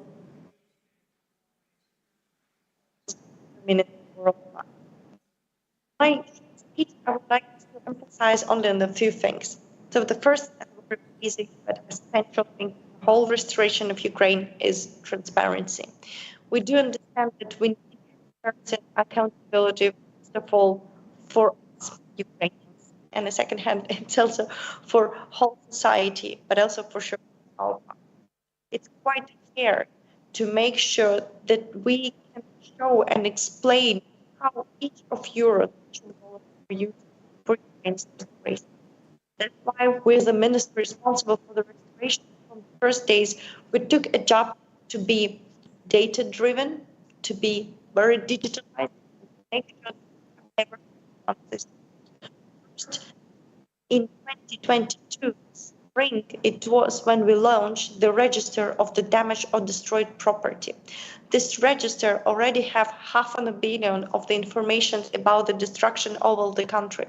We're already using this register to provide direct aid to the citizens who lost their housings. Now we can say that $55 million were already given to Ukrainians who had minor damages of their property because of the Russian bombs that allowed us to fix the housings right away. The money sources for this e-recovery system were arrested Russian assets, and we do believe that now it's a moment to raise the questions, how can the seized, arrested Russian assets can be used. It was easier for Ukraine. The money I was mentioning, they were sitting in Ukraine in the banking system, though how we took them and used for the repairments of the housing and the repairments of the critical infrastructure right now. We do understand that the burden to support of Ukraine is hard, and we do understand that it's not European taxpayers who need to pay for our restoration only, but that's the Russia who needs to pay, and we need to focus on that as well. But we also provided the transparency on all other types of the restoration. That's how we build a system called DREAM, Even now, you can go to the dream.go.ua and check more than 7,000 projects available from our communities. We also will launch an update, very important update, starting the next week, where it will be easy to analyze all the projects which we are now restoring from different types of the money, not only Ukrainian, not only partners, also local self-government projects. And we do believe that it's our only way to make sure that we can be not only transparent and accountable, but also just to make this process manageable and to prioritize properly. That's the first and very basic questions regarding the transparency and accountability. When we're saying that we would like to be transparent and accountable, we're doing right in this way. The second direction, which is very important now, it's of course Ukraine facility, the tool proposed by the European Commission, supported by European Parliament, which will allow to provide Ukraine medium-term planning. So we're speaking about 50 billion euros, and we would like to be very practical in this direction. Of course, a huge part of it is a macro-financial aid, which is very important for operation of Ukraine as a state. But it's also very important to look in for the pillar 2 and to think about the investments. We have a good partnership with the European Investment Bank, European Bank on Reconstruction and Development, World Bank, and we just started our work with the Council of Europe Bank. We do believe other partners can join us as well. And our common goal is to make sure that here in the country, we will have more projects, not only from the central government level, but also from the local and regional level. And here, where we need the support of the countries as Italy to build the capacity on local level, to make sure that our communities will be ready to the European integration process, to be ready with European structural funds, and to be actually part of one European families. It's also very important to mention what was already mentioned here regarding the cultural restoration, regarding the architecture development of Ukraine. We do believe we need and we can be driven by the principle build back better. We also very inspired by the principles of the new European Bauhaus. Now we're finalizing the project together with the European finance project ULEAD to make sure that we as Ukraine will have a team to organize the efforts of the experts, architects, civil society activists, local and central government to make sure that our projects will follow the principles of the circular economic and they will be inclusive and also just beautiful. So in this direction, I see a huge potential of the cooperation with Italy. And today, in collaboration with our Italian counterparts, we launch a European initiative that emphasizes sustainability, inclusivity, and cultural preservation. The architecture marvels of Italy, which stand tall through millennia, inspire us to not only rebuild, but to construct beauty the future generations will cherish. Our focus is the following: to create urban spaces that foster community and growth, and to safeguard the cultural relics that narrate our stories of valor, sacrifice, and resilience. Yes, you mentioned Odessa and the part of the job where Italy already doing to restore the city. But for sure, Odessa is rich culturally, and now it's one of the lifelines of Ukraine. Many of you probably already heard about so-called Ukrainian corridor, the alternate route for the Mari trade, which allowed us to export not only grain, but also some part of the steel production of Ukraine. Such initiatives enabling our economic. Such initiatives will help Ukraine to sustain and to be resilient and to make sure that our economic can be self-sufficient. And yes, it's important to combine those totally economic-driven projects and the culture-driven project to make sure that Ukrainians are staying here, to make sure that Ukrainians are coming back to the country to rebuild it. I extend a hearty invitation to every professional present today to be part of this reconstruction narrative. Your insight, your skills, and your passion will be cornerstone of the new Ukraine we envision. Thank you very much for your support. Thank you very much for being with us in this hard fight. And we are dreaming and building the future together. Thank you. Grazie alla Vice Ministra Zarkina per averci dato. Thank you, Vice Minister Zarkina, for giving us the point of view of the Ukrainian government on the reconstruction, in particular for giving us a series of instructions also to our companies and businesses in terms of transparency, accountability, and the system of digital procurement dream, which I want to remind you there is in this meeting. We have several representatives from our manufacturing system as well and industry. And now I give the floor to Matteo Patrone, the Managing Director of Europe and Caucasus, the European Bank for the Reconstruction and Development. Matteo, you have the floor. Thanks very much, David. I will do my intervention in English as well. I hope everybody hears because we had a few issues when Alexandra was speaking with those who are participating online. Let me start my intervention by telling you what is the BRD activity in Ukraine and what is Ukraine for the BRD. At the beginning of 2022, we had a portfolio of 4 billion euros in the country, and in a number of projects in the private and the public sector. And in the previous 3 years to the conflict, we invested 3 billion euros.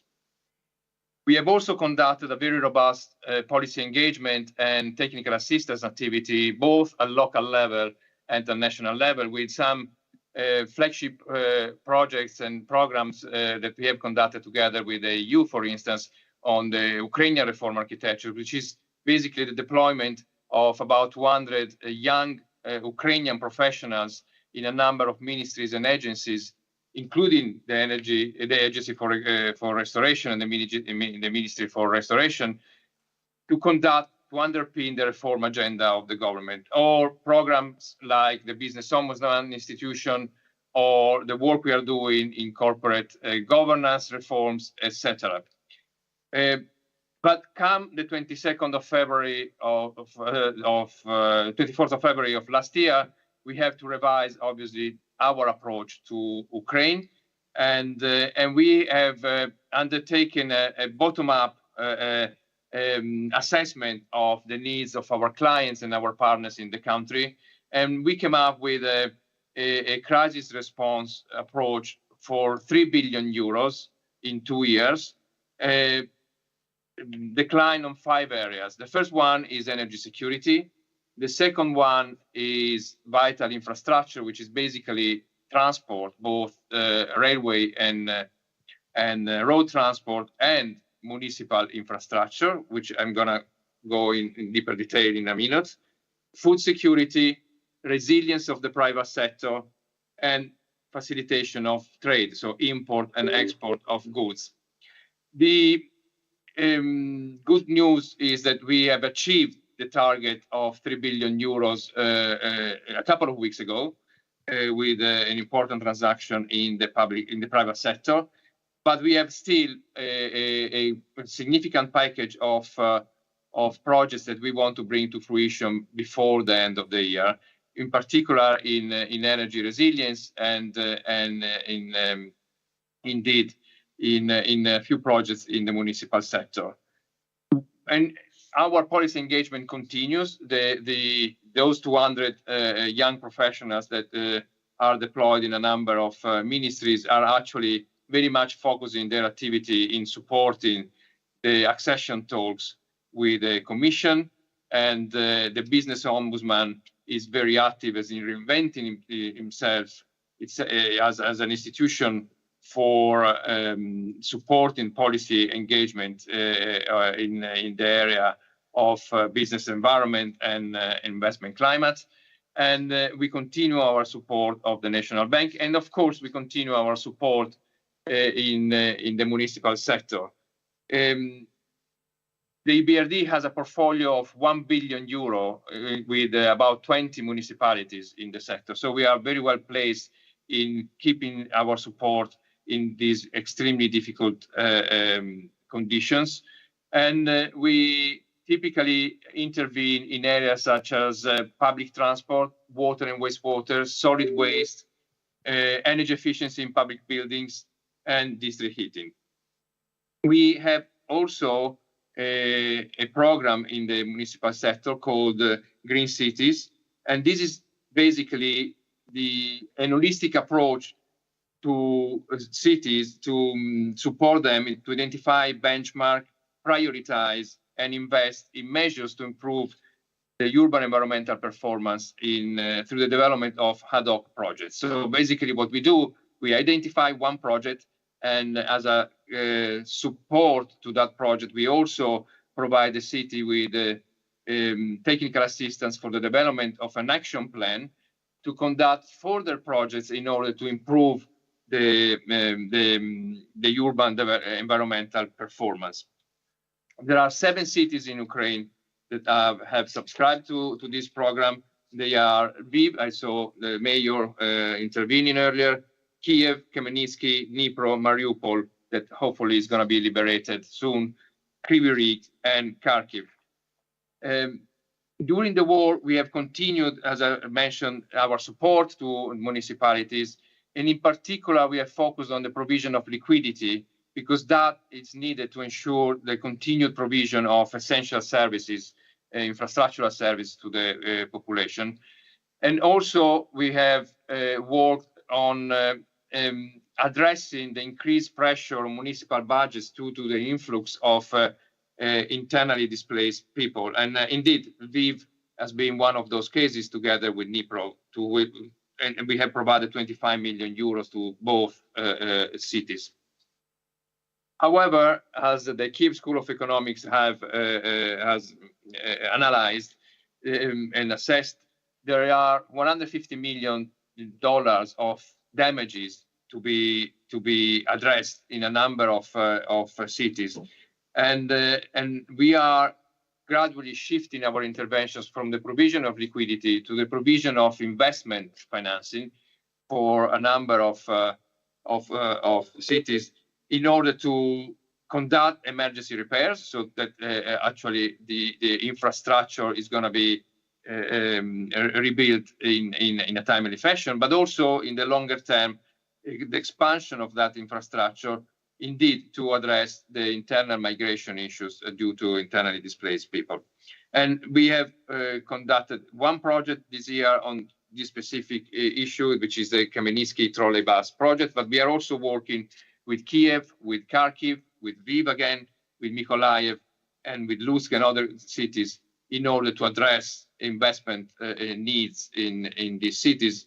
We have also resumed the implementation of projects where we had already provided commitment with a number of cities. And our ambition is also to work together with the Agency for Restoration next year on a support package to Kherson that has been liberated in the past months. The Green City program has also been updated to address, indeed, again, the issue of internally displaced people. This is one of the most urgent issues that the country has to deal with, and therefore we have decided to conduct a pilot with Khmelnytsky, but this is going to be expanded in a number of other cities. For the future, we intend to continue investing to the tune of 1.52 billion euros per year in the country, indeed, in the 5 areas that I mentioned. However, we are also discussing with our shareholders a possible increase of capital in the range of 3 to 5 billion euros for the country and for the bank, and dedicated to investment in the country. And that would allow us to step up further our interventions in Ukraine that so far have been supported by generous assistance of a number of donors. In terms of capacity building, because it was also mentioned by the Deputy Minister, I'd like to report the convergence and the very constructive discussions that we are having with other IFIs, including the Council of Europe Bank, and the governor spoke before me, but the World Bank and the EIB as well, on harmonizing our procurement policies. A memorandum of intent has been signed in Marrakesh at the World Bank IMF meetings a couple of weeks ago by the leadership of the 4 institutions. We had yesterday a very constructive discussion at the IFI coordination meeting with the Ministry of Economy and the Ministry of restoration. I would like to thank Deputy Prime Minister Sviridенko and Deputy Prime Minister Kubrakov for being with us yesterday. And the idea is to indeed increase the capacity and of absorption of funds of Ukrainian borrowers in the public sector by harmonizing our procurement policies. We have already achieved some results with the decision to use Prosoro up to a certain threshold and the EBRD platform above that. But the idea is to converge all the procurement activities on the Prosoro platform. And indeed, DREAM is going to play a very substantial role in all this effort. I will stop here, but thanks very much for listening, and thanks very much for inviting the BRD to this important event. Thank you very much to Matteo Patrone for the strong commitment of the bank in the support of Ukraine, and especially for the focus on the support of municipalities, which makes the bank one of the potential partners for what we are doing today. And adesso I now leave the floor to Alana Simpson, Region Coordinator, Disaster Risk Management Europe, Central Asia, from the World Bank. Thank you very much, and greetings to everybody, and thank you very much for the invitation to join this very important event.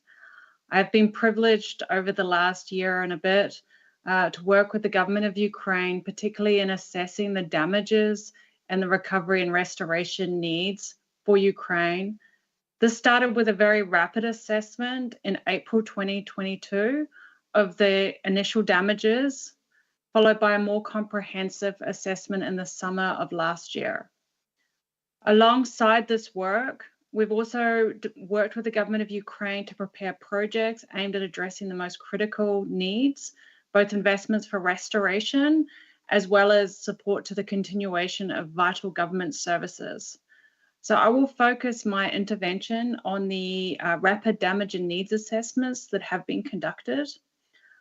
So the most recent assessment, which I'll refer to as the second RDNA, covers the first full year of Russia's invasion. So from February 24, 2022 to February 24th, 2023. This was conducted in partnership with the government of Ukraine, the European Commission, the UN, and with strong support from the Kiev School of Economics. As of February 24th this year, direct damages exceeded 135 billion, and the estimated cost for reconstruction and recovery exceeded 411 billion, which in context is 2.6 times the estimated 2022 GDP. This damage and therefore the needs is very much concentrated in what's known as the frontline areas of Ukraine, where the war has been most intense, where these damages exceed 100 billion, but also in areas where the government has regained control, and these equate to more than 20 billion in damages. But beyond the physical damages to infrastructure, we're very saddened to see that in Ukraine, the poverty and the people living within poverty has increased from 5% to more than 24%, which basically is a 15-year reversal in the sustainable development of Ukraine. These are very sobering figures, and they show the extent of the destruction, but also the continual need for international support as Ukraine simultaneously fights a war and aims to keep its country and economy afloat. In some ways, we were relieved to see that the damages between our first assessment and the second assessment hadn't escalated at the same pace as what we saw in the first 3 months of war. This was due to several factors. The first, the government of Ukraine and its citizens have managed to constrain the most intense conflict to areas that had already been damaged. So once it's been damaged once, of course, it remains damaged and we don't reassess it a second time. But also some of the country's most urgent needs have been met by the government of Ukraine and with support of its partners, such as repairing or fully restoring healthcare facilities, as well as continual repairs and restoration of energy infrastructure over the last winter, for example. But also the ability of the government to keep itself functioning and to provide essential services to its population is limiting very much the recovery and reconstruction costs into the future. So the second rapid damage and needs assessment provided a comprehensive evaluation of the war impacts across 20 different sectors. So this is direct damages as well as recovery and reconstruction needs, considering potentially 10 years of recovery and reconstruction. The needs consider issues such as inflation, market conditions, surge pricing, which we see in many cities and countries where they're faced by disaster or conflict. When you have a lot of construction happening in the same area, you see prices much higher than the average. But also recognizing issues such as higher insurance premiums, but also Ukraine's goal to shift towards lower intensity, a more resilient, inclusive, and modern country, and heading towards EU standards. So as a reminder, the direct damages exceeded 135 billion, and I do understand the Kiev School of Economics current estimation is above 100 billion. This assessment also estimated for 2023, this year, 14 billion was needed for priority reconstruction and recovery investments. And the partners of Ukraine, as well as Ukraine itself, have gone a long way to meeting these very, if you like, most high priority needs. We see the highest needs are found in transport sector, but also particularly in housing, repair and reconstruction, maintenance and continuation of energy services, provision of social protection and livelihoods, such as pensions for the elderly, for widows, clearance of landmines and explosive hazard management. Sadly, this is an area which is Ukraine will have to deal with for many years to come. And also linked to that, the destruction of agriculture and reduction in agricultural productivity. This event is very focused on cultural heritage, and cultural heritage has also borne a brunt of this war. We've worked very closely with UNESCO, as well as other collaborations, to combine data and improve the database. And we see that more than 2.6 billion in damages to cultural heritage. That's historical cities, buildings, sites that are recognized as being imbued with cultural or social values, movable cultural properties, buildings, workshops where cultural creative industries happen, as well as tourist facilities. And the estimated needs are over 6.9 billion. But we also recognize there's urgent needs right now to make sure we protect the cultural heritage from further damage that may occur through winter or adverse weather or just simply being exposed to the elements. On cities, the impact is also enormous.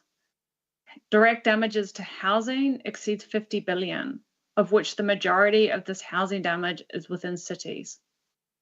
More than 2.2 billion in damages to municipal services. This is solid waste management. These are other municipal services that cities and city citizens expect to have, but also impacts on urban transportation, provision of water and sanitation, critical health and emergency services. It all builds on this. And the destruction of the dam earlier this year has further exacerbated issues such as access to water for municipal services, for example. Of course, these are also minimums. We know that every day the damage and destruction continues to grow. So our next damage and needs assessment will start soon. This will consider all of the damages and needs from the start of the war up until December 31st of this year. We expect that the latest figures would be released around February 24th, 2024. We know that this type of analysis is vital to support the government of Ukraine and its donors to identify priorities for funding for recovery, as well as the continuation of core services such as health, education, and social protection. The World Bank particularly appreciates the opportunity to work with the government of Ukraine and all of our partners in this area, as well as supporting the government in concrete early recovery and reconstruction projects, in particular in transport, health, education, housing, and most recently in agriculture. This is an effort that is taken with huge collaboration from many valuable partners and donors, many of whom are in the room, and we very much appreciate the opportunity to continue to work together. Thank you very much.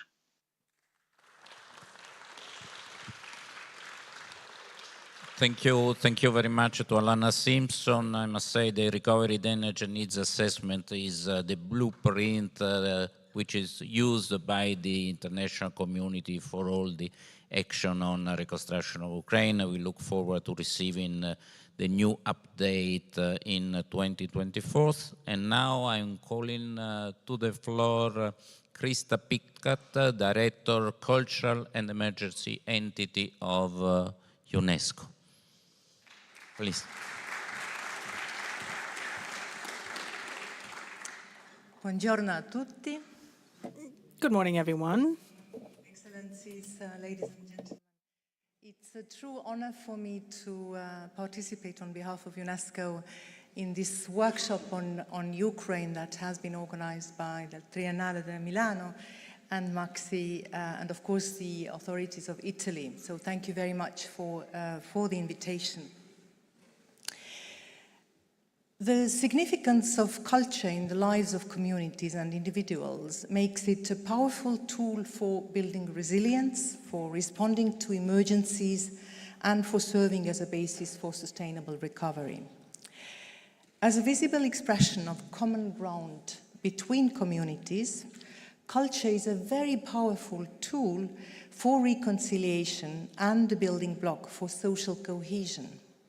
In this context, artists and cultural institutions play an essential role in ensuring freedom of expression, promoting cultural diversity, and fostering inclusive dialogue, including on difficult topics in the aftermath of a conflict.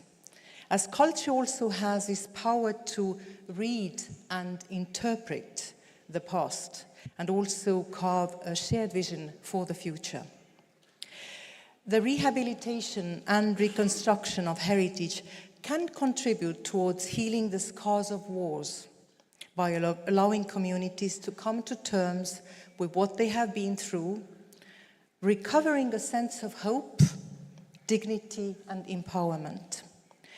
Moreover, culture and cultural industries do not only offer meaningful ways to deal with psychosocial distress, but also they can provide concrete job opportunities, improve livelihoods for communities, thereby supporting sustainable economic development and recovery.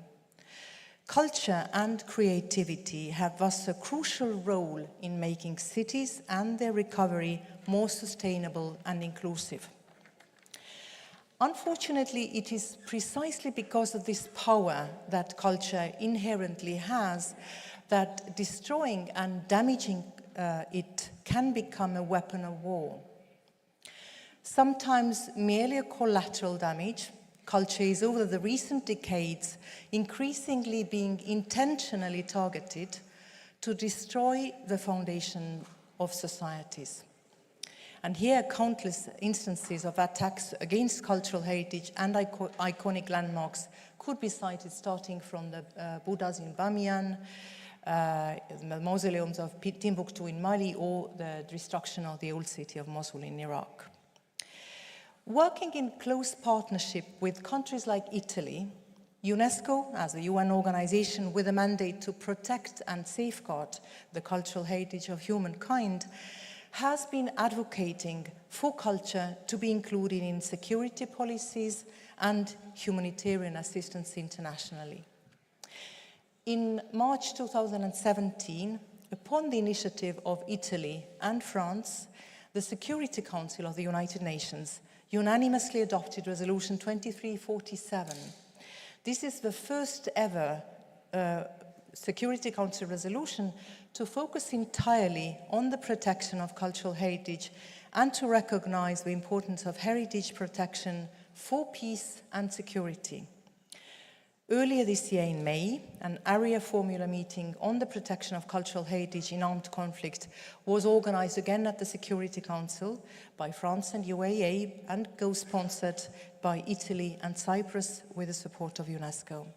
During this meeting, Madame Mazzoulet, our Director General, and Brigadier Vincenzo Molinese, commander of the special unit of the Carabinieri for the protection of cultural heritage, affirmed the role of culture as a global public good and raised the protection of cultural heritage as a priority at the international level. UNESCO has developed a set of normative instruments in the field of culture, ranging from the 1954 Hague Convention on the protection of cultural property in the event of armed conflict through the 1970 Convention on illicit trafficking to conventions specifically concerning the world heritage, intangible cultural heritage, as well as the diversity of cultural expressions. This set of normative instruments sets the standards, establishes obligations, and defines the global commitment to the protection of the whole culture sector, both in times of peace but also in conflict. UNESCO conjures its expertise and capacities across all areas of its mandate in support of sustainable peace and development. Our flagship program, Revive the Spirit of Mosul, that was launched by our Director General in 2018, to rebuild landmark monuments and historic houses of the old city of Mosul, support the return to normalcy of the education system, and to revive its own vibrant cultural life, is the most ambitious reconstruction campaign ever undertaken by UNESCO to date. This is an example of us drawing on our areas of expertise, education and culture, to promote sustainable urban regeneration through large-scale rehabilitation and reconstruction program combined with skills development and job creation for local youth. Our engagement in Ukraine has been pioneering in many ways. It is the first time for UNESCO to intervene at the time of the war. And the scale of our engagement through education, culture, water, disaster risk reduction, freedom of expression, and media development is also unprecedented. As regards the sector of culture, UNESCO has been monitoring the damage to cultural property in Ukraine from the very first days of the war in February 2022. We are working together with the UN Satellite Center, UNITAR UNOSAT, and we have verified to date close to 300 cultural sites as damaged, and the numbers, of course, unfortunately keep rising. Earlier this year, UNESCO participated in the second Ukraine Rapid Damage and Needs Assessment conducted by the World Bank and the United Nations. The findings were disastrous, and my colleague from the World Bank already referred to some of the statistics. Let me just mention that the war has caused an estimated 2.6 billion in damage, and over 6.9 billion are needed for Ukrainian culture sectors to recover. The creative industry has also suffered and continues to suffer damage from the ongoing war. The government of Ukraine estimated already in 2022 that about 37% of workers employed in the creative industries had lost their jobs, and that over 20% of creative industry professionals had left the country in early months of the war. Today, more than a year later, I'm sure that these figures have gone up considerably. UNESCO's approach and response program for culture in Ukraine focuses on 6 priority areas that had been agreed upon with the Ministry of Culture and Information Policy of Ukraine in August 2022. Working with national and international partners, we have actually developed an action plan for the recovery of culture. UNESCO's support to the protection of Ukrainian culture does not only mean building back, but building back better, both tangible and intangible aspects of culture. It includes a set of actions aimed at rehabilitating and restoring cultural heritage, but also assistance to the return of illegally exported cultural properties and revitalization of museums and cultural centers as a source of resilience and reconciliation for communities. The enhanced risks resulting from the ongoing war prompted UNESCO's inclusion of Kiev, Lviv, and Odessa in the World Heritage List in danger. And I should like to extend our appreciation to Italy here for having supported the preparation of the nomination file of Odessa's inclusion in the World Heritage List. This danger listing signifies the international commitment to monitor, preserve, and provide the necessary support to these properties. With the generous support of Japan, UNESCO is supporting the emergency preparedness and protection of Ukraine's World Heritage listed properties, but also the sites that are on the tentative list, and other damaged cultural heritage sites through the establishment of necessary management and risk preparedness plans and documentation, as well as protective measures and urgent repair work. With the support of UNESCO's Heritage Emergency Fund, a multi-donor pooled funding, we have supported the marking of historic buildings in Odessa with a distinctive blue shield emblem of the Hague Convention, provided emergency equipment, installed protective measures, supported urgent repairs at many museums in Odessa, and my colleague Chiara will actually elaborate more on our work in Odessa later. Right after the repeated attacks on Odessa at the end of July, UNESCO's Director General dispatched a mission to Odessa that allowed to evaluate the scope of damage to heritage, start to thoroughly document their damage, for example, the House of Scientists and the Transfiguration Church, but also protection, repair, and emergency measures protocols that need to be placed and put in place in Odessa. We are not only looking after tangible heritage in Ukraine, but also we have supported the resilience of Ukrainian school children by integrating in the school curricula intangible cultural heritage elements of Ukraine. We have provided support to cultural professionals and artists, including through grants and residencies, to ensure their safety, livelihoods, and the continuation of cultural life of communities in Ukraine. With funding from Spain, UNESCO is creating a culture hub in Lviv, and the mayor of Lviv referred to that. This is a space for capacity building for the Ministry of Culture, but also for all cultural professionals working in Ukraine. We're also working with the Ministry of Culture and Information Policy in putting together a comprehensive strategy for digital transformation of the country's heritage management, with a view to properly preparing for its integration and interoperability with international databases, also in view of Ukraine's future EU accession. Ladies and gentlemen, the war in Ukraine has triggered a major wave of solidarity of international community. Numerous countries, as well as international and national organizations, including in countries neighboring Ukraine, contribute to our response and are engaged in the support for the safeguarding of culture in Ukraine. We have tried to also support the Ministry of Culture in Ukraine by coordinating these efforts so as to avoid overlap and make sure that there will be no gaps and needs unattended to. Italy has always been a key partner for UNESCO in the protection of cultural heritage through advocacy, and I referred to that already earlier, through technical and financial support in countries such as Afghanistan, Iraq, Sudan, Lebanon, Libya, but also by sharing its expertise. And our most extensive collaboration to date is with the Carabinieri in the fields of preservation of illicit trafficking and the preservation of cultural heritage.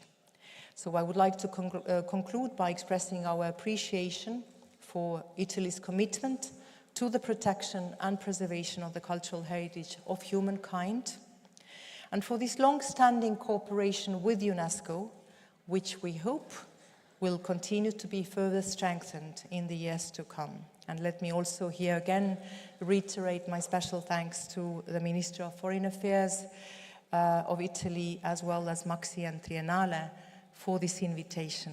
We very much look forward to our continued collaboration. Grazie. Thank you very much to Krista Pickett for recalling how strong is our collaboration, and our intention is to strengthen it further. And now I'm giving the floor to Paola Deda, Director, Forest, Land and Housing Division of the United Nations Economic Commission for Europe. Please. Thank you. Grazie, Ambasciatore. Grazie, Ministro. Yes, thank you, Ambassador. Thank you, Minister. Thank you to the Triennale and Maxi for this invitation that I truly appreciate. In Italian, there will be too many mistakes. In English, hopefully a bit less. First of all, maybe you don't know, today is World Cities Day. So we should congratulate ourselves for having organized this event in World Cities Day and talking about cities and the reconstruction of cities in Ukraine.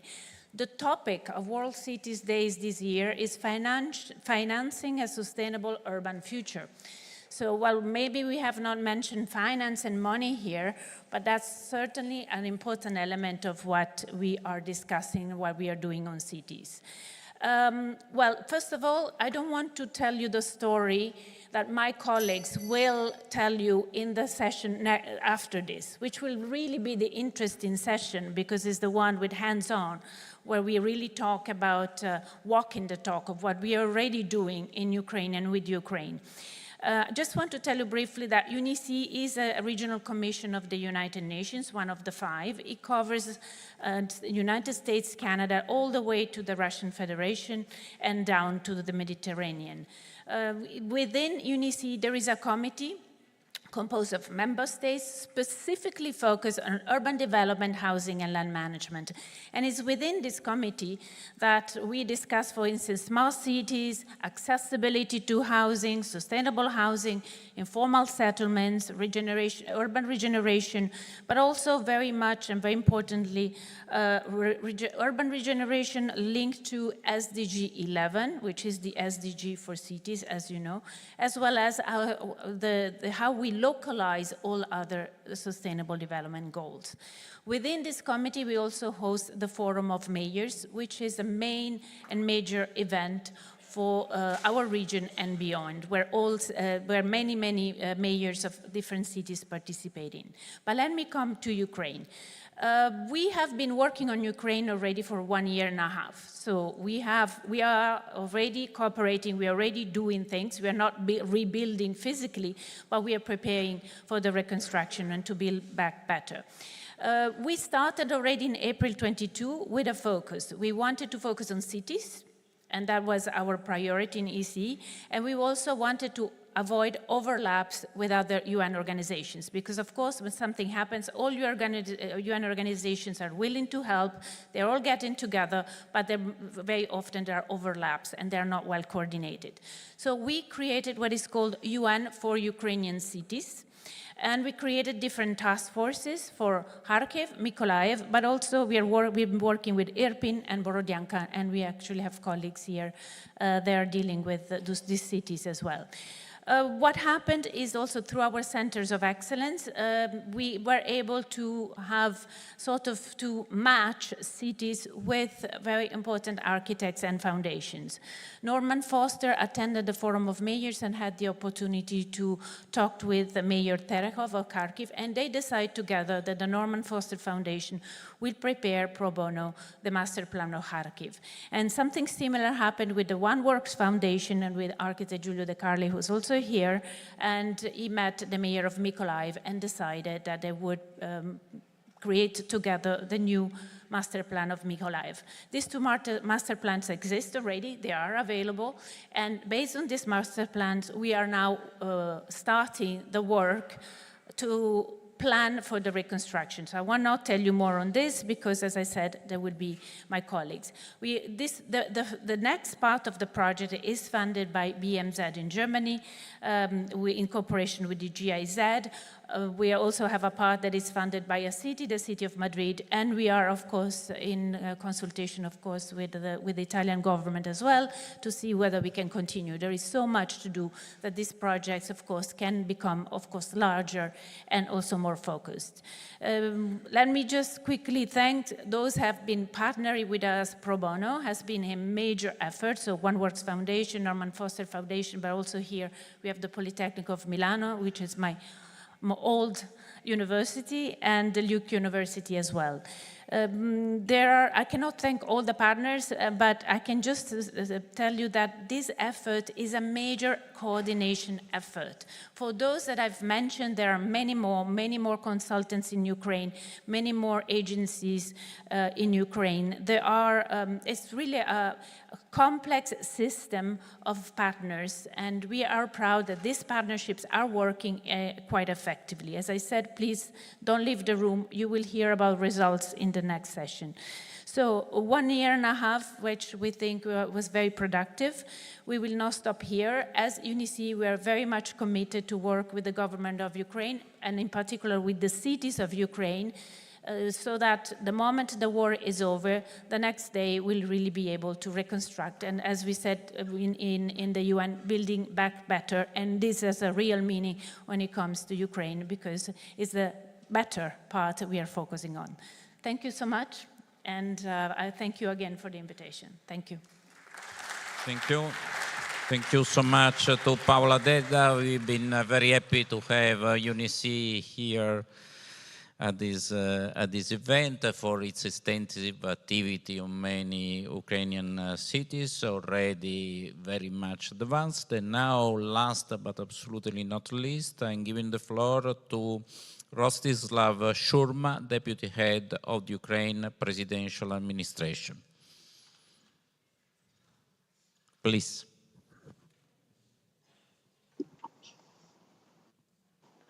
Good afternoon.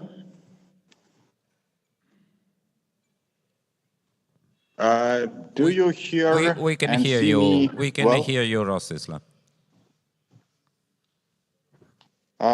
Should I speak English? Is it comfortable, or do I speak Ukrainian and you English, translate Ukrainian, Italian, whatever you like.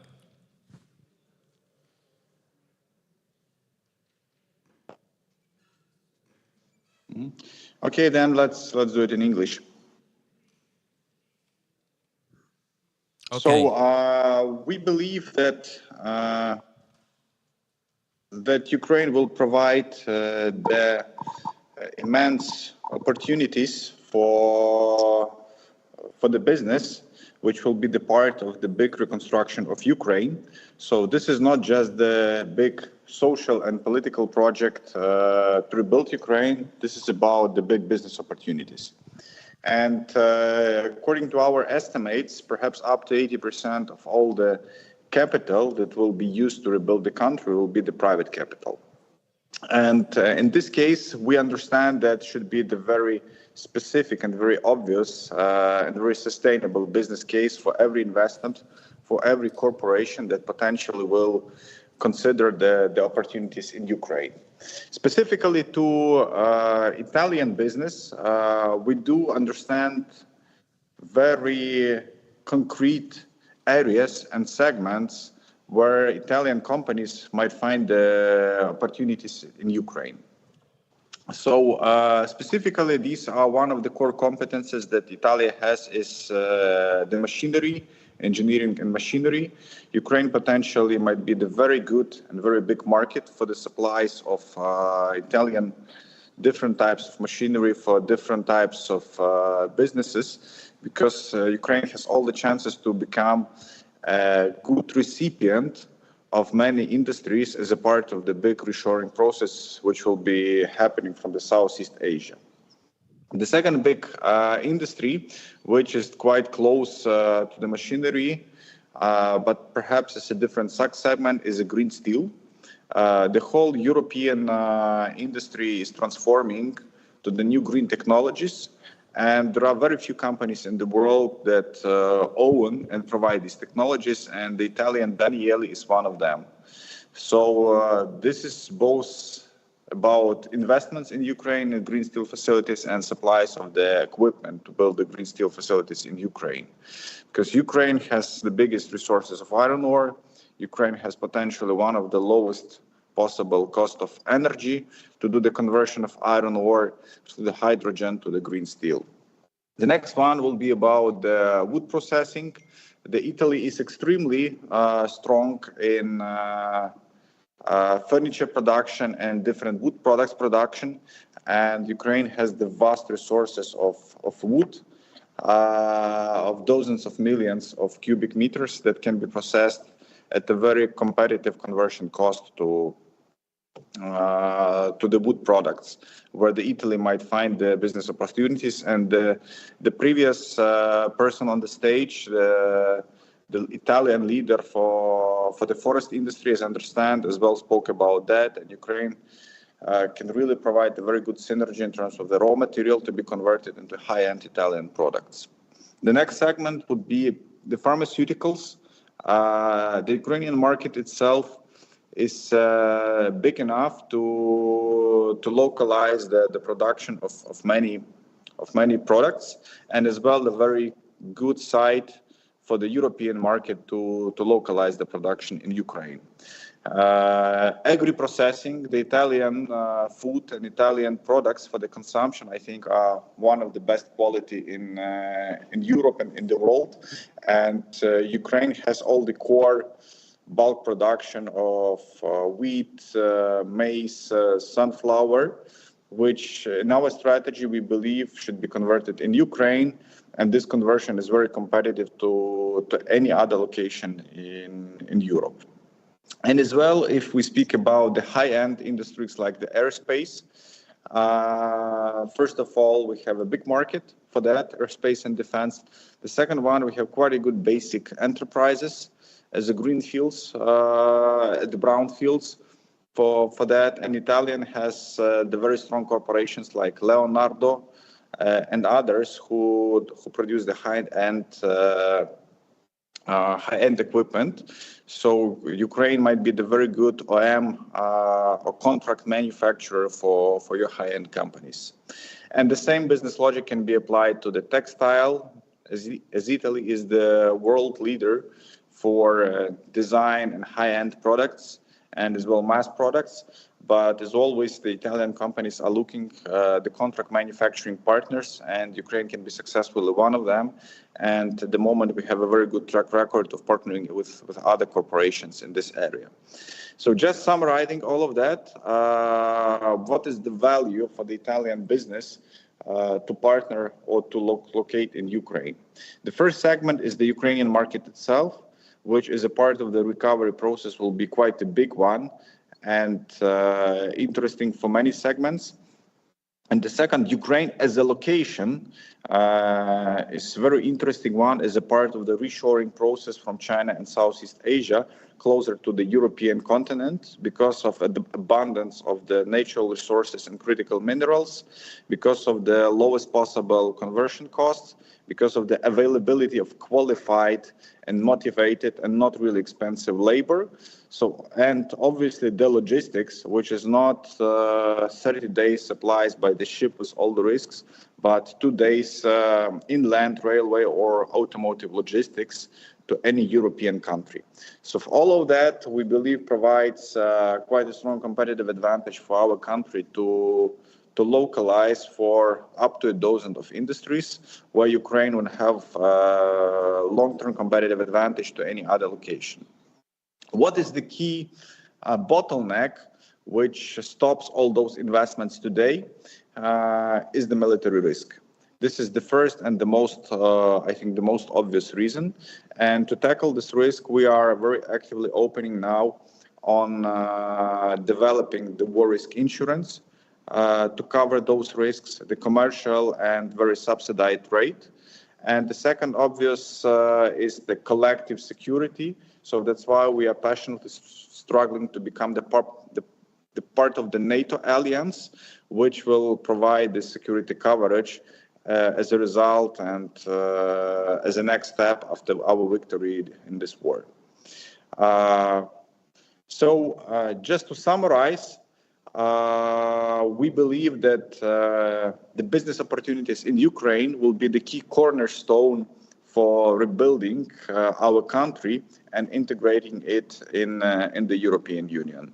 And for that, short term, we are working on the war risk insurance. We are working with all the OECD ECAs to increase the limits and optimize the cost of funding for all the investment projects and all the supplies.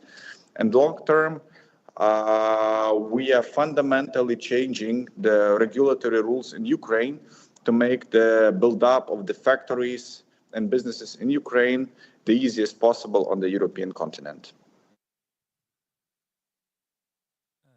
Thank you. Thank you. Thank you. Thank you very much to Rosisa Shurma for illustrating the big investment picture and what Italian companies can concretely do in Ukraine. And questo chiude la nostra sessione. This is closing our own session. I also want to thank Triennale Milano and Maxi for the great collaboration that has made this event possible.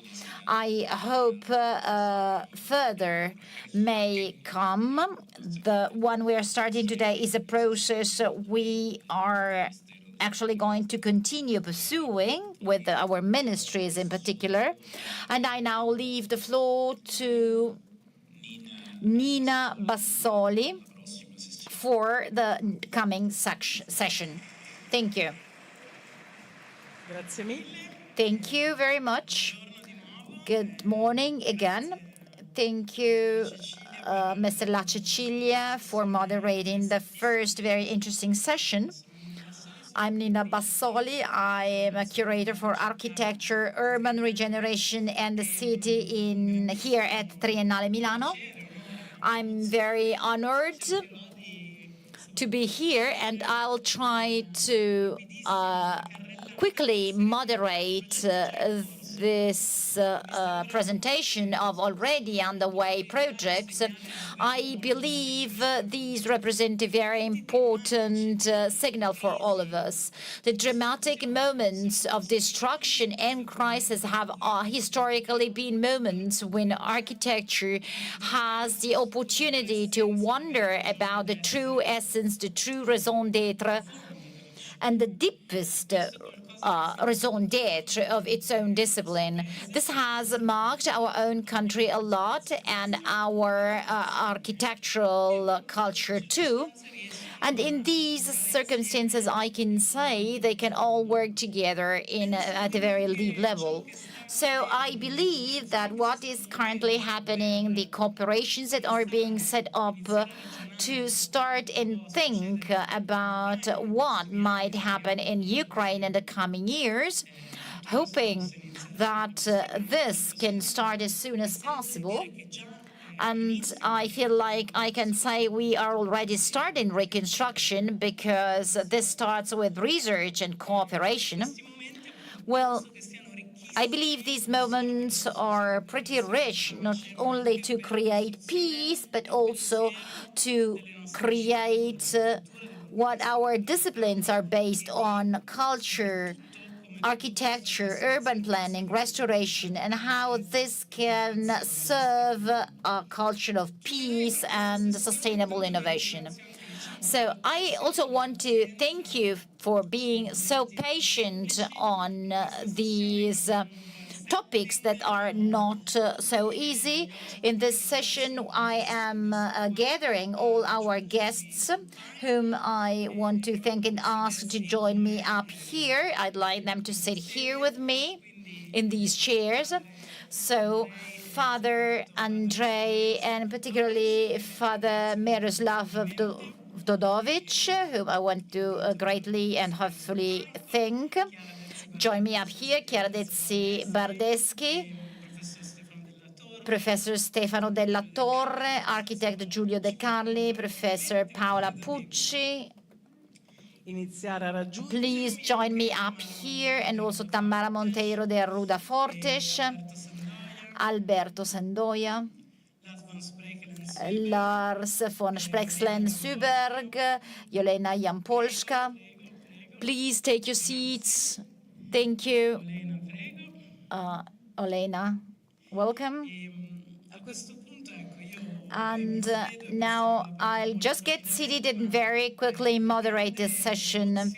I'm very honored, and I'd like this session to be introduced by Father Miroslav Vdodovic. I'm truly honored to welcome him here in our own institution. He is the father of the Odessa Transfiguration Cathedral we've mentioned a lot, and we have this wonderful, very moving picture here. So I ask Father Miroslav Vdodovic to introduce our own session. Thank you.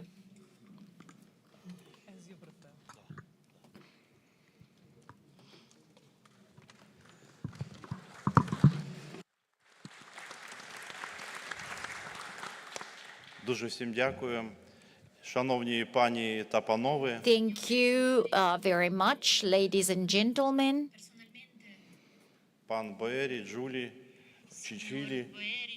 Mr.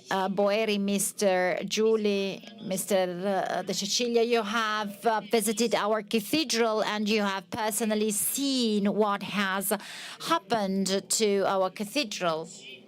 Today, Перш за все, with the consecration by Metropolitan Evangel, I'd like to thank you for this invitation with the representatives from the Diocese of Odessa of the Orthodox Church to take part in this workshop devoted to the reconstruction of Ukraine architectural and cultural monuments. For over 600 years, our country has been suffering from the Russian attacks. But before starting my statement, I'd love to thank you all, and this is a gift on behalf of our own cathedral. This is going to be a gift which we actually use to sing with our believers, our fathers, to share a meal, to share this moment, to collect strength. And quite often with the consecration of the metropole, I often sing this song because this has become a symbol also of Italian culture. So if you give me a round of applause, I'll start to share the atmosphere we have within our own cathedral.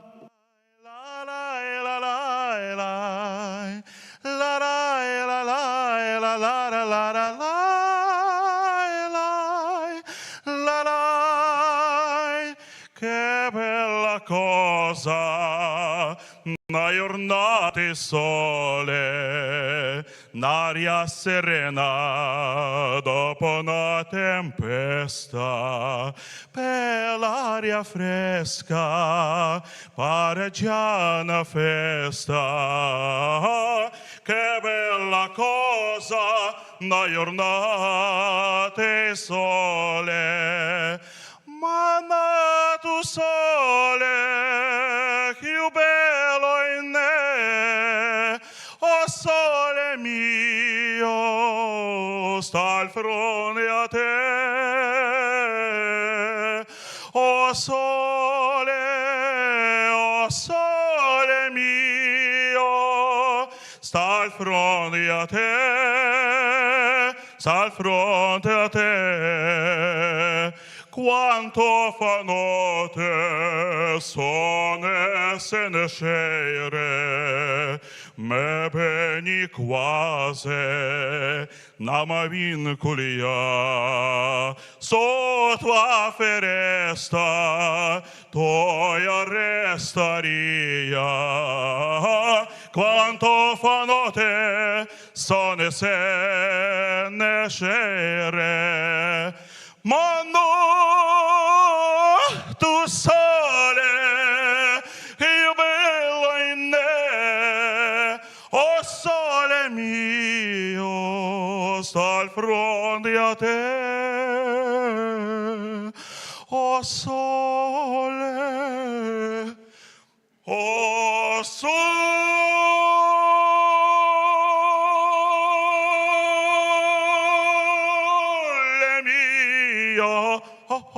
Sta al fronte a te, sta al fronte a te.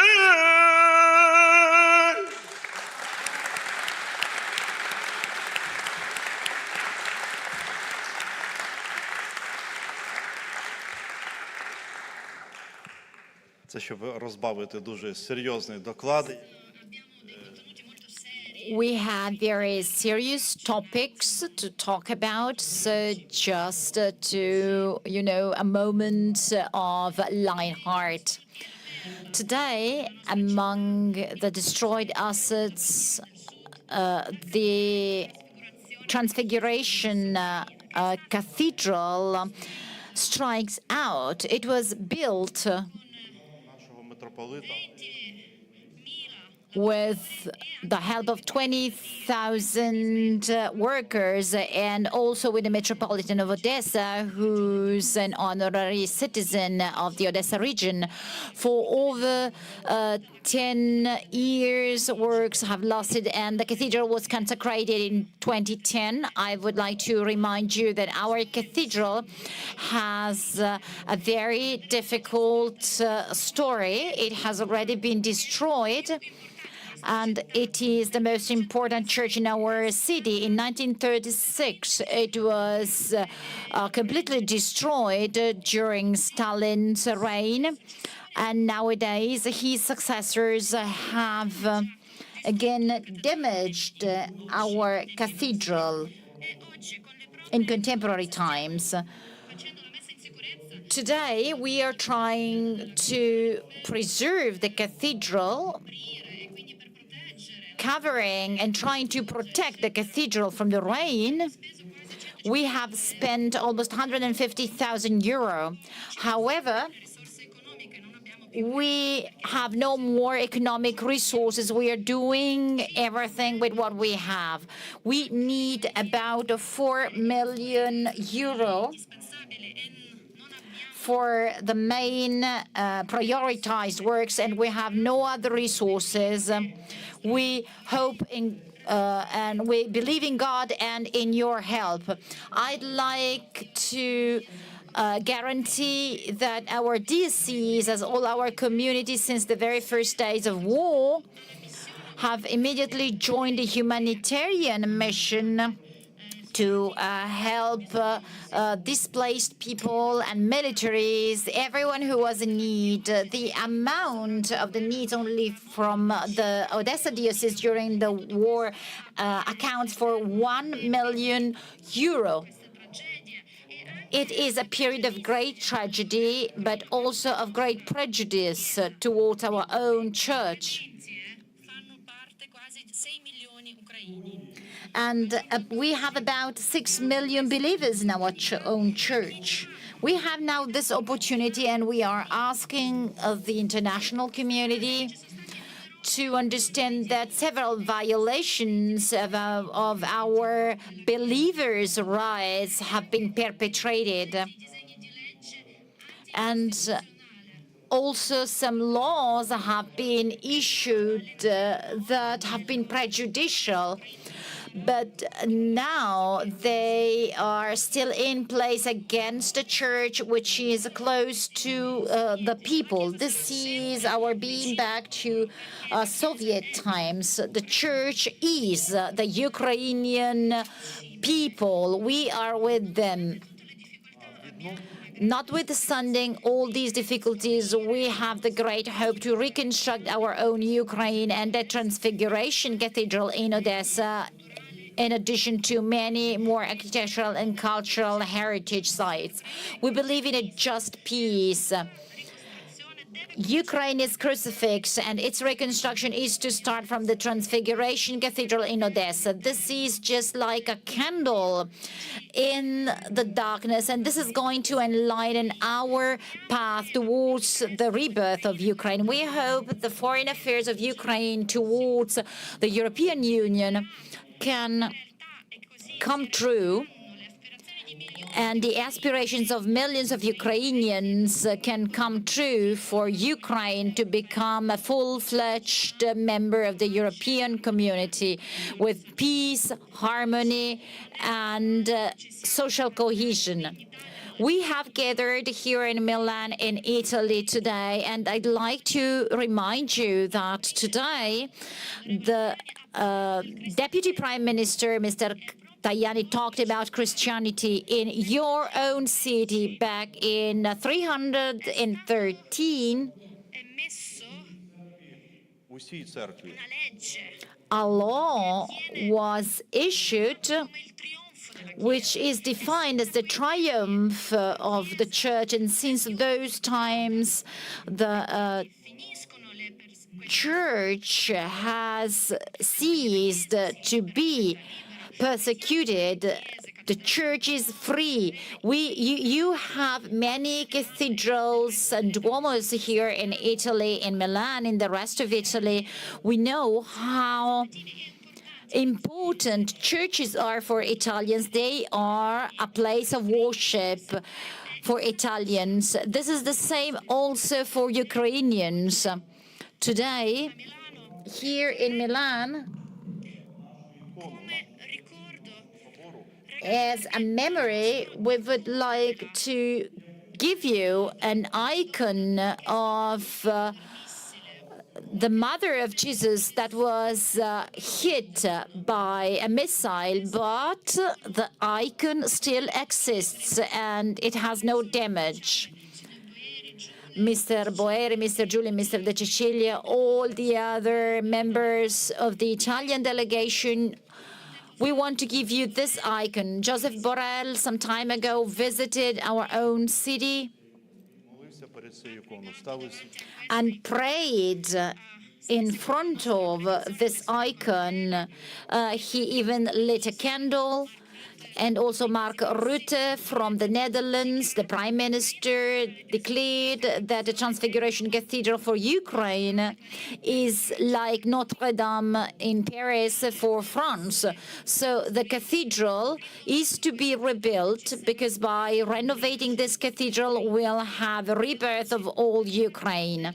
And today, on behalf of our own church, of our own cathedral, we want to thank all the Italian people, the authorities, Mr. Boeri, Mr. Giuli, and all the people who have organized this event and who are committing to protect culture, spirituality, and architecture. As Deputy Prime Minister Tajani said, sometimes we cannot see with their spirituality and culture, but they are the most important invisible components of life. Without spirituality, we cannot have culture, we cannot have people, we cannot have a state. Culture is spirituality. They are two main pillars that guide us. So once again, we want to thank all the Italian people for inviting us and for your attention during this session. We want to give you this icon, which actually survived the missile attack. We want to give it to Mr. Boeri as a memory of our meeting. Thank you very much for your attention.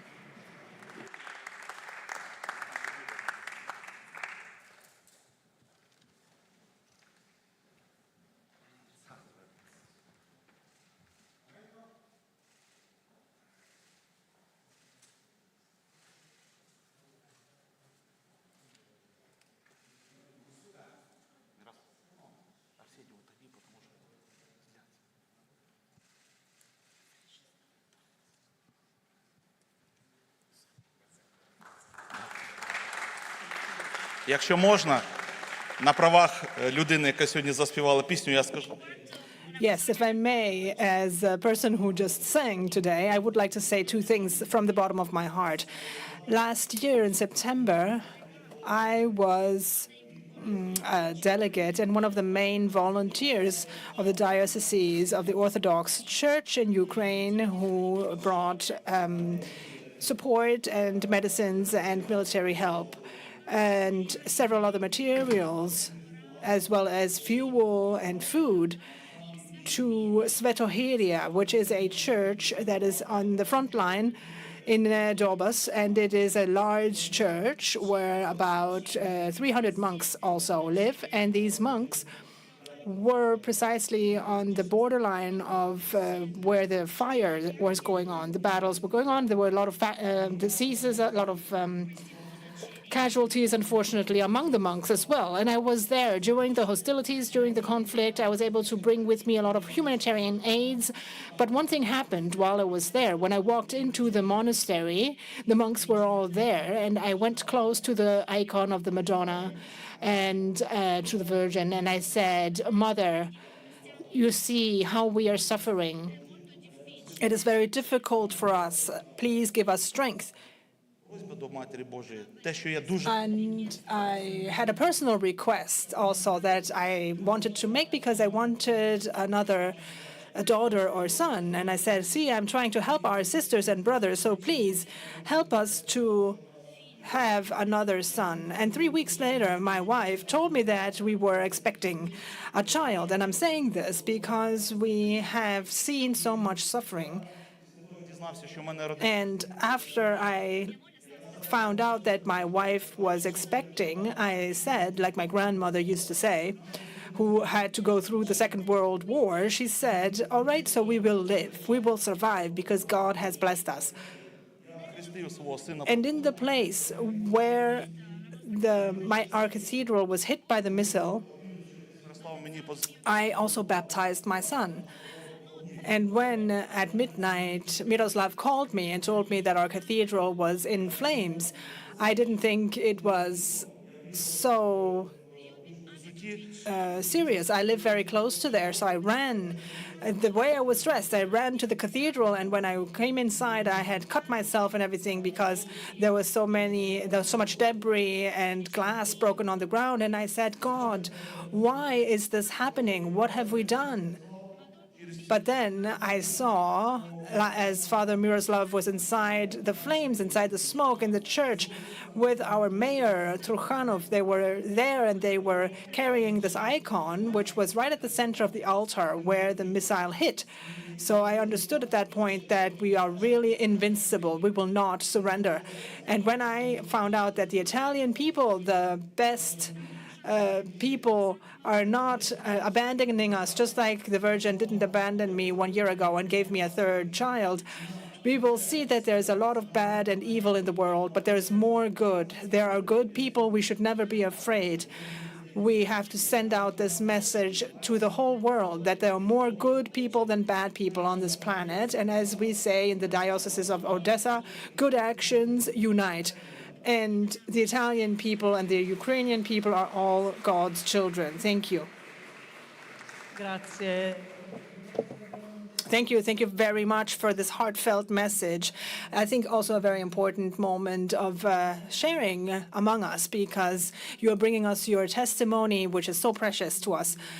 And this fills us with emotions, obviously, with pride as well, because we are able to be close to you, to express our physical closeness as well, and our friendship, and this drives us to continue with even more confidence and commitment in the future. So this is why I am happy to be able to give the floor to Professor Chiara Del Cibardeschi, who is the liaison officer of the UNESCO and desk in Kiev, and she has a central role in this closeness and this cooperation between what is going on in Europe, what is going on in Italy, and what is going on locally in Odessa and in Ukraine in general. So I will give you the floor directly so you can introduce what is happening in the Cathedral of the Transfiguration in Odessa.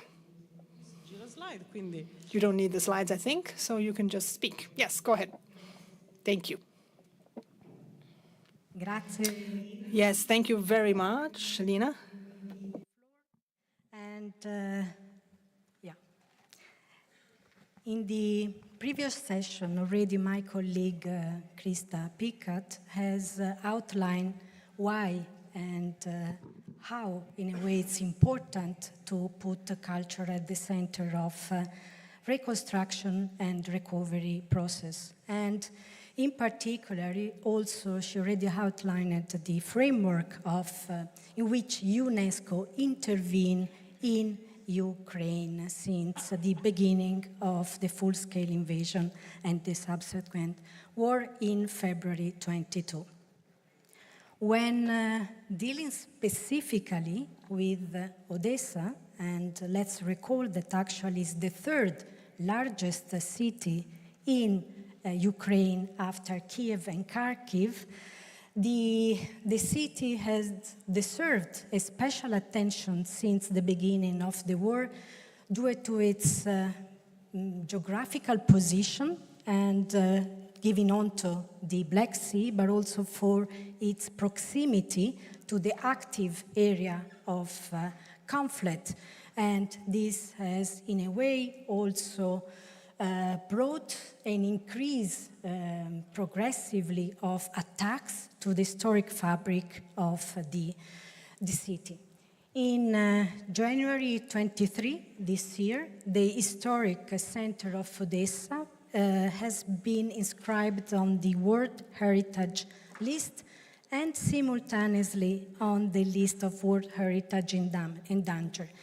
This decision recognizes the outstanding universal value of the city, and at the same time, it recalls the duty of all humanity to protect it. What UNESCO is doing currently and has accomplished for Odessa more in general.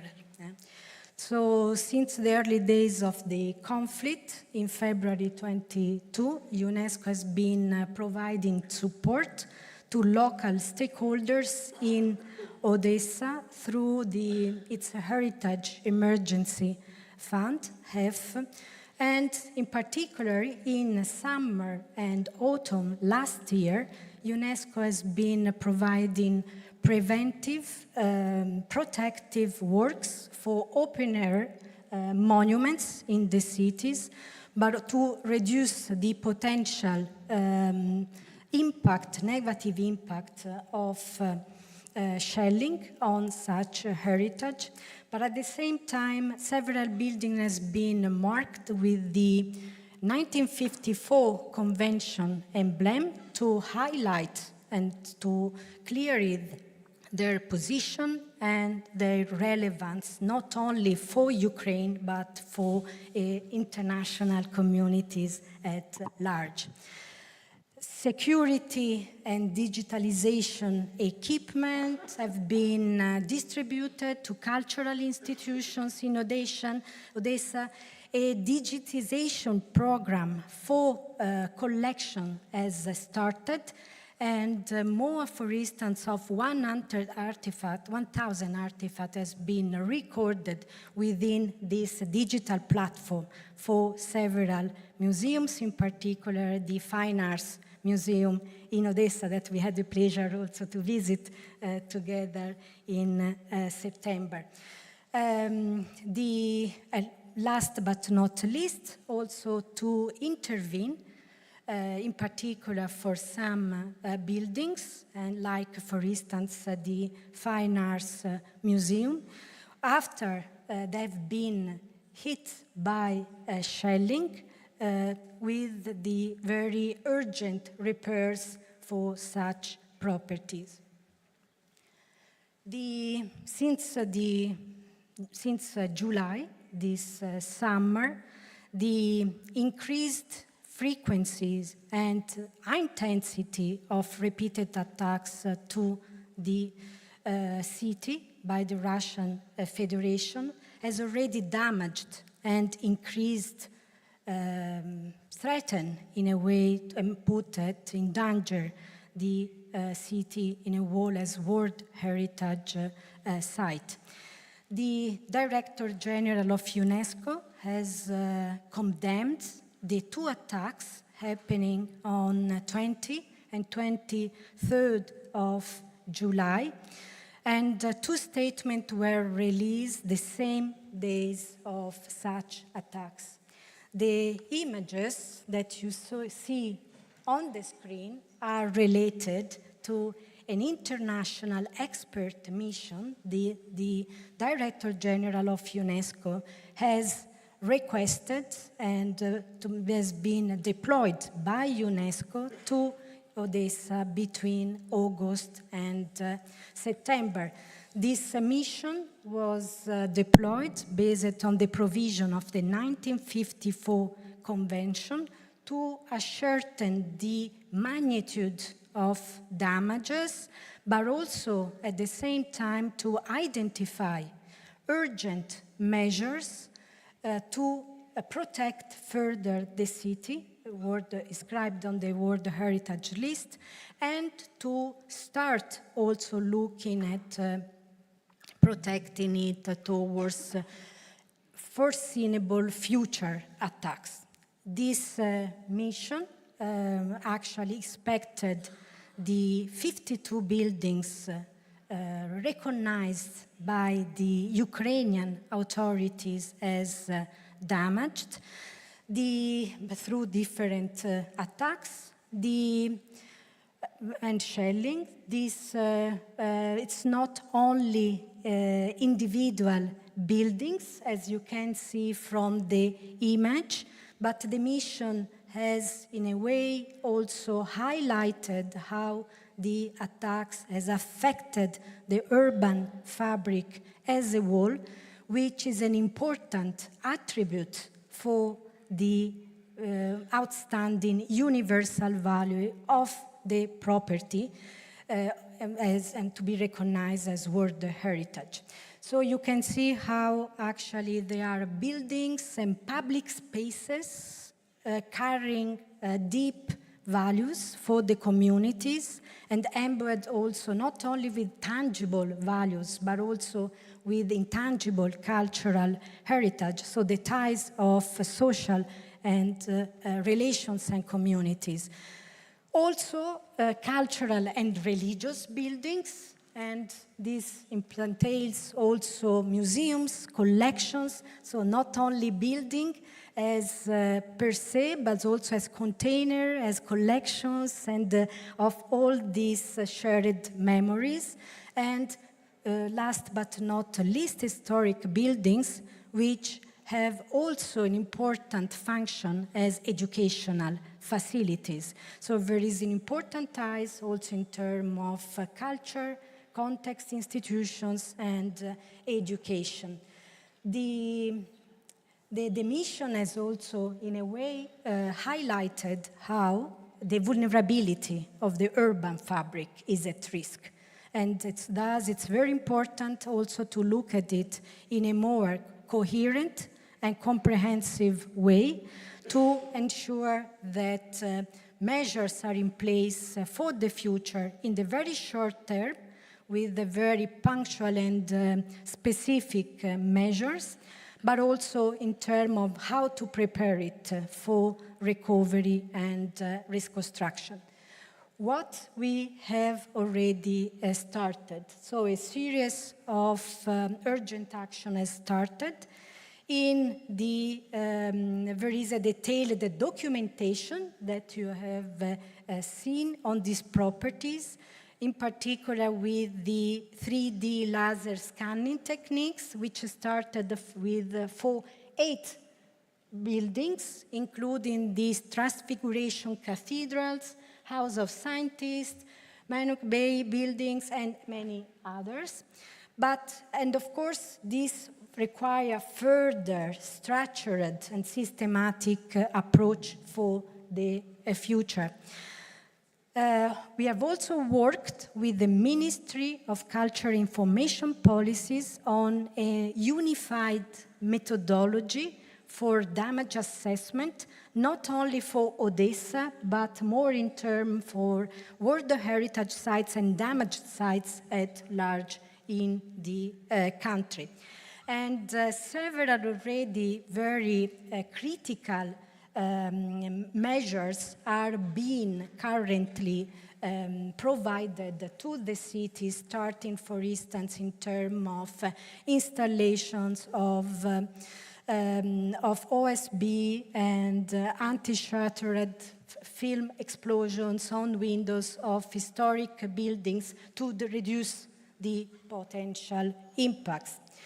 Through an ongoing program generally financed by Japan in coordination with the Ministry of Culture and Information Policy of Ukraine, several urgent repairs, in particular for critical cultural buildings used as educational facilities, it has been started. Among them, just recall the Odessa Stolkianki State School for Music, which is also a very important institution in Odessa, which has actually graduated many of the famous musicians in Ukraine. So what next now of this initial plan and program that has been started? This program, as I mentioned, started with a very close cooperation with national and local stakeholders, authorities, but also with professional institutions and civil society in representative, religious authorities as well. And what we have learned from all this initial stage is that there is evidently a need to have an integrated, multi-layered and multifaceted approach to strengthening the urban resilience from the foreseeable effects of war, and foster an integrated approach to recovering and urban regeneration of the World Heritage property, the historic center of Odessa, Ukraine. And as UNESCO, such approach is guided by the 2011 Historic Urban Landscape Recommendation, but also by the CURE framework, which is a framework actually put forward by UNESCO and World Bank to ensure that culture is integrated, becoming the forefront element for reconstruction, recovery of city in post-war, post-disaster, and urban distress situation. And steps are aligned. I just will recall 3 main domains for that. So the first is certainly we will look at continuing supporting the urgent protection of damaged properties, but also and repairs, but also at looking at how to support further local stakeholders in strengthening prevention. the appropriate regulatory, legislative and urban planning instruments to protect the outstanding universal value of the World Heritage property, and to prepare mid and long-term measures aligned with international standard. Last but not least, support to cultural actors and practitioners is essential to foster culture as a source of livelihood, enhance access to cultural life, and through already developed projects in Ukraine supporting cultural life, we have seen how this is making more resilient the society as a whole. And my colleague already mentioned in the previous session this project for cultural hub in Lviv, but also a series of projects linked to support to cultural associations and creators that we have been able to, but look at building methodology and the viable environment for job creations, for professional skills, upgrading and enhancing prevention, preparedness, and last but not least, to involve communities in this important process, along with the creators and artists. To conclude, UNESCO continues to coordinate partners and leverage resources in support of the reconstruction and recovery of Ukraine in the cultural sector and the education sector and media support. And we are really grateful today to Italy, Triennale, Maxi, and Sira as well for creating this special opportunity of platform exchange and advocate also for way forward and support and integration, safeguarding of cultural heritage of Ukraine for the benefit of future generation. Thank you very much. Grazie. Dziękuję. Grazie mille. Thank you very much. Grazie. Thank you. Thank you so much, Chiara Deci-Bardeschi, for this introduction, which was highly interesting. I would immediately move on, maybe, and give the floor to Professor Stefano Della Torre, President of CIRA, the Italian Association for the Restoration of Architecture. I think you don't need that, but yes, you have some slides. And also coordinator right now of a methodological support group, interfaculty group, which I think is a very interesting moment also for our debate about the restoration of architecture. Thank you. Intanto, I will speak in my national language, okay? Intanto grazie per il coinvolgimento. First, thank you for involving me. I'm here not as a single individual, but as the chair of CIRA, the Italian Society for the Restoration of Architecture, collecting the teachers and professors of this topic in all Italian universities. So I am here representing all the professors in Italy working with architectural restoration. This is the homepage of our own website. Aspetta. Wait. Ok, no, scappo. Skip. Dopo rimaneggio. Allora, well, since the outburst of the war, we committed per esempio, questo è stato un to Ukraine. This was a debate we organized with the Lviv Polytechnics. We have supported the application of Odessa as a World Heritage List. We have organized a support group to set off this activity. Pochi dei nostri docenti. Only a few of our professors were gathered here, so don't consider the names, which could be changed, but the universities they come from, because we have Milan, Rome, we have Genoa and Venice, whom we have already heard as twin cities, and Naples, of course, because O Sole Mio could not be left out. This group thinks about what is to be done and selects the technical partners on the different missions, like the assessment of structural damage and the 3D model that has already been captured in Odessa upon an initiative of Chiara from UNESCO.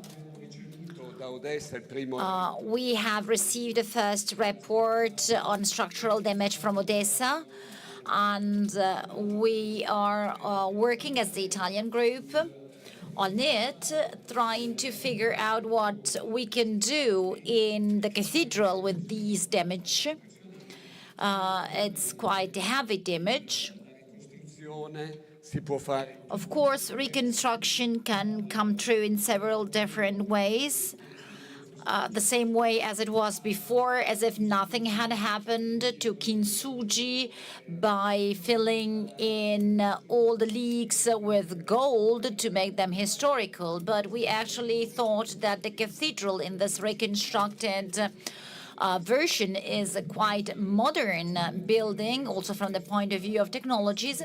Clearly, it has become part of history after what's happened, apart from the great historical value we've already heard about this morning. So I'd like to say that, as a matter of fact, the best way to restore it is what we have tried to summarize in this new document. And it is actually made up of some compulsory steps, the first one of which is the acknowledgement of values and the creation, establishment of a relationship with the reference community. Hence, the main focus is trying to understand who you are rebuilding for and with, who are you rebuilding with. This is a major step related to how we could actually contribute. We know we are really excellent. We are an world excellence. And probably this is true because we have this special ability to connect. The second major point is the know-how, which is based on tools like the UNESCO delegation. And I'd like to thank Chiara, and I'd like to express my pleasure to work with her because UNESCO immediately acted.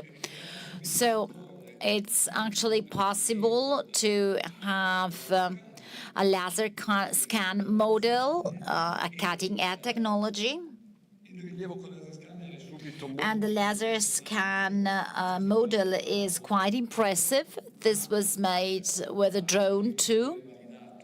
It is, however, to be validated. This is what we have done so far. This is a screenshot of the online meeting with Ukraine. And Sergei Rudenko was actually examined by my colleagues to conclude that he's not only very clever and skilled, but he was also able to produce a tool which is reliable and where we can activate a modeling work, setting up all those resources, which is even more difficult to have available in Ukraine in this moment. This is a first example of collaboration that has already been launched. And the last thing I'd like to say is that even though the cathedral has a very high symbolical value, And the methodology for reconstructing, both in terms of sharing and of application, well, that's a methodology which can be replicated on all the buildings in the Odessa Historical Center, because many dozens of them were actually hit.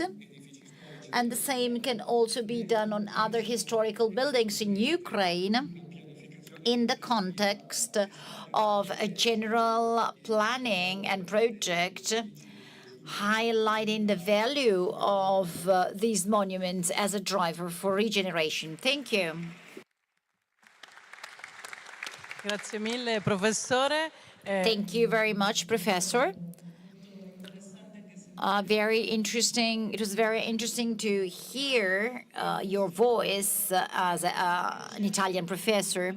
And now it's a pleasure to step out from this moment devoted to the cathedral to get into some projects that are currently underway in Ukraine. I'm particularly happy to invite Tomara Monteiro de Arruda Fortes to join me up here, project manager of UN for Ukrainian cities, a tool providing support to the Ukrainian government on the restoration of Ukrainian cities. So we are going to see some examples. The floor is yours.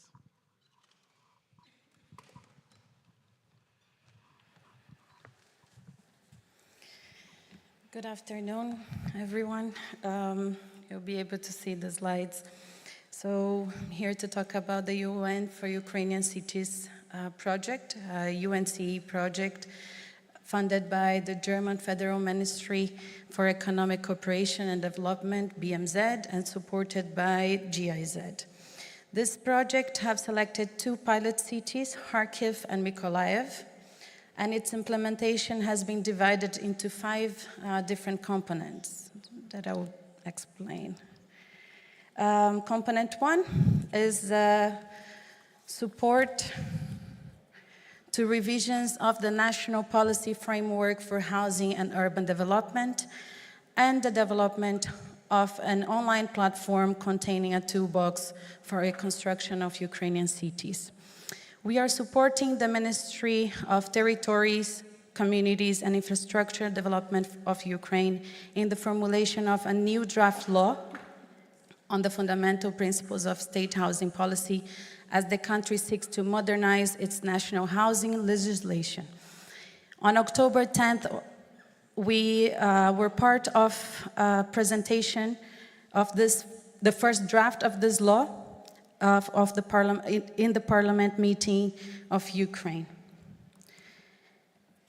Component 2 is the economic and demographic assessment, which will count with scenarios of both cities. And we are having support from our counterparts and international academia in developing and implementing this component. On component 3, we have the formulation of pilot projects and identification of investors. So in collaboration, in this phase of this project, in collaboration with Norman Foster Foundation, we have selected some projects for Kharkiv, which are a new design of the damaged regional administration building in Kharkiv's Freedom Square, the concept plan for the science neighborhood, and the retrofit design of housing blocks in Sautivka neighborhood.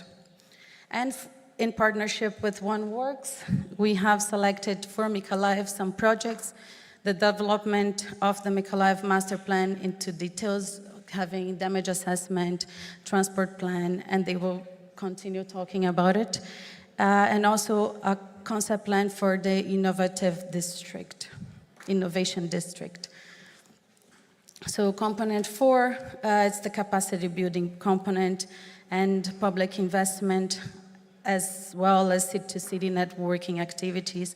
One example is the field trip. The architects and local representatives of Mykolaiv have been to Helsinki to learn about building and maintaining civil defense shelters.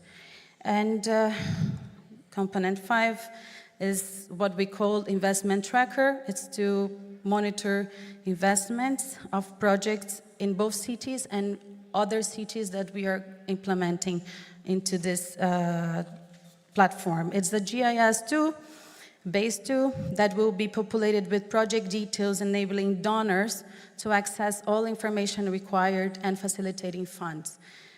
You can see here is just an interface. We are starting this process. Soon we will be launching this investment tracker. Here we have already, in this project, done over 115 meetings, above 2,660 pages translated, over 204 hours of interpretation in full collaboration with the Ukrainian authorities and our Ukrainian counterparts and our partners also in this project. If you want to know more about it, please go to our website, unforukrainiancities.org, and you can learn what we have been doing, how we have been implementing these 5 components, and you will hear more about the implementation with Norman Foster Foundation and OneWorks. Thank you very much. Thank you very much. Grazie mille. Thank you very much, Tamara Montero de Arruda Fortes, for this very interesting introduction. And now let's deep dive into the 2 projects. Alberto Sendoya, co-head of Architecture and Technology Unit of at Norman Foster Foundation. Please join the floor and tell us about the project that you are implementing together with UN for Ukrainian cities. To be here. It's an honor to be here representing not only the Norman Foster Foundation, but also the wider team that has developed the work that I will be sharing today for the city of Kharkiv in Ukraine. This is the city of Kharkiv, precisely the Lopan River in the city center. We spoke about cultural heritage, and Kharkiv, as the 2nd city in Ukraine and one of the most important, it's been a very important cultural, industrial, and social center for not just the region, but also the entire city of Ukraine. Due to its proximity to Russia, as well, at just only 30 kilometers, it has faced severe destruction in not just cultural buildings, but also in public buildings, in housing and schools, and even healthcare facilities, as we have seen. This is an image of the neighborhood of Saltivka that Tamara was mentioning just now. But as the mayor was mentioning in our first meeting, when we had this first meeting in April 2022, we should be seeing not just as a project to rebuild Ukraine, but as an opportunity to actually create better cities than what we had before. So our involvement, as Paola was mentioning precisely, started in the context of the UN, in the Forum of Mayors, where precisely this approach from the mayor of Kharkiv came to Norman Foster, and very quickly in Geneva he settled a group of international and local experts that were responsible to develop the work and the vision of the master plan for Kharkiv that we have undertaken so far. This obviously includes the UN as the coordinating body of all the project, obviously the Kharkiv City Council, a group of local architects and historians with whom we've met every week, a group of around 15 architects, urban planners, historians, and we've met with them for over a year now, so they've kind of become our family so far. And obviously engineering disciplines that came from Arab, the global firm that has covered all the disciplines that involve technical aspects of the master plan, and us at the Norman Foster Foundation headquartered in Madrid. So as you can see, that's the first meeting we had in person, luckily, with the local team.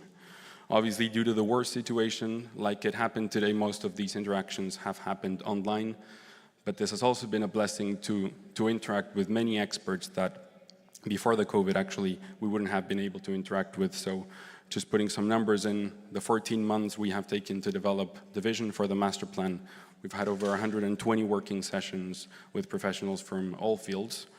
We've had over 800 people consulted and people that have actually answered the questionnaires, the public questionnaires. The citizens of Kharkiv have gone up to more than 16,000. This public questionnaire for citizens, in collaboration with the Kharkiv City Council as well, has been the core and the base of the work that we have developed. It's asking questions about housing, about transportation, about neighborhoods, and about what they want Kharkiv to be in the future. So it's about citizens telling us what they want to see in Kharkiv. We've had the great collaboration pro bono as well, like the team here, as Paolo was mentioning, of Edward Glaser and the Department of Economics at Harvard University, who have been analyzing the data and extracting conclusions. And at the same time, together with Professor Golding from Oxford, they have developed this white paper, which is economic considerations for Kharkiv and Ukraine, because obviously it's not just about rebuilding both cultural and other types of buildings, it's also about recovering the economy of the city, the bloodline of the city. All these work, the analysis has been put into a publication, the Kharkiv Master Plan Vision and Analysis, which we will be issuing later this year. But today we wanted to tell you about the main approach of the master plan, which is the pilot project approach. After analyzing all the data, the construction data, the questionnaires, and even the past 2019 master plan of the city, we realized that actually the most efficient thing was to pursue pilot projects instead of traditional top-down master plan approaches with regulations, specifically to ensure that real projects are happening in Kharkiv. So if we look at a map of Kharkiv, these are the 5 pilot projects that we have selected together with locals. They are on heritage, on rivers, industry, housing, and new science neighborhood. And these are site-specific projects with briefs that will be developed in collaboration between locals and internationals. And there are 5 strategies that will be accompanying to ensure that these 5 pilot projects get implemented across the city once the projects are done.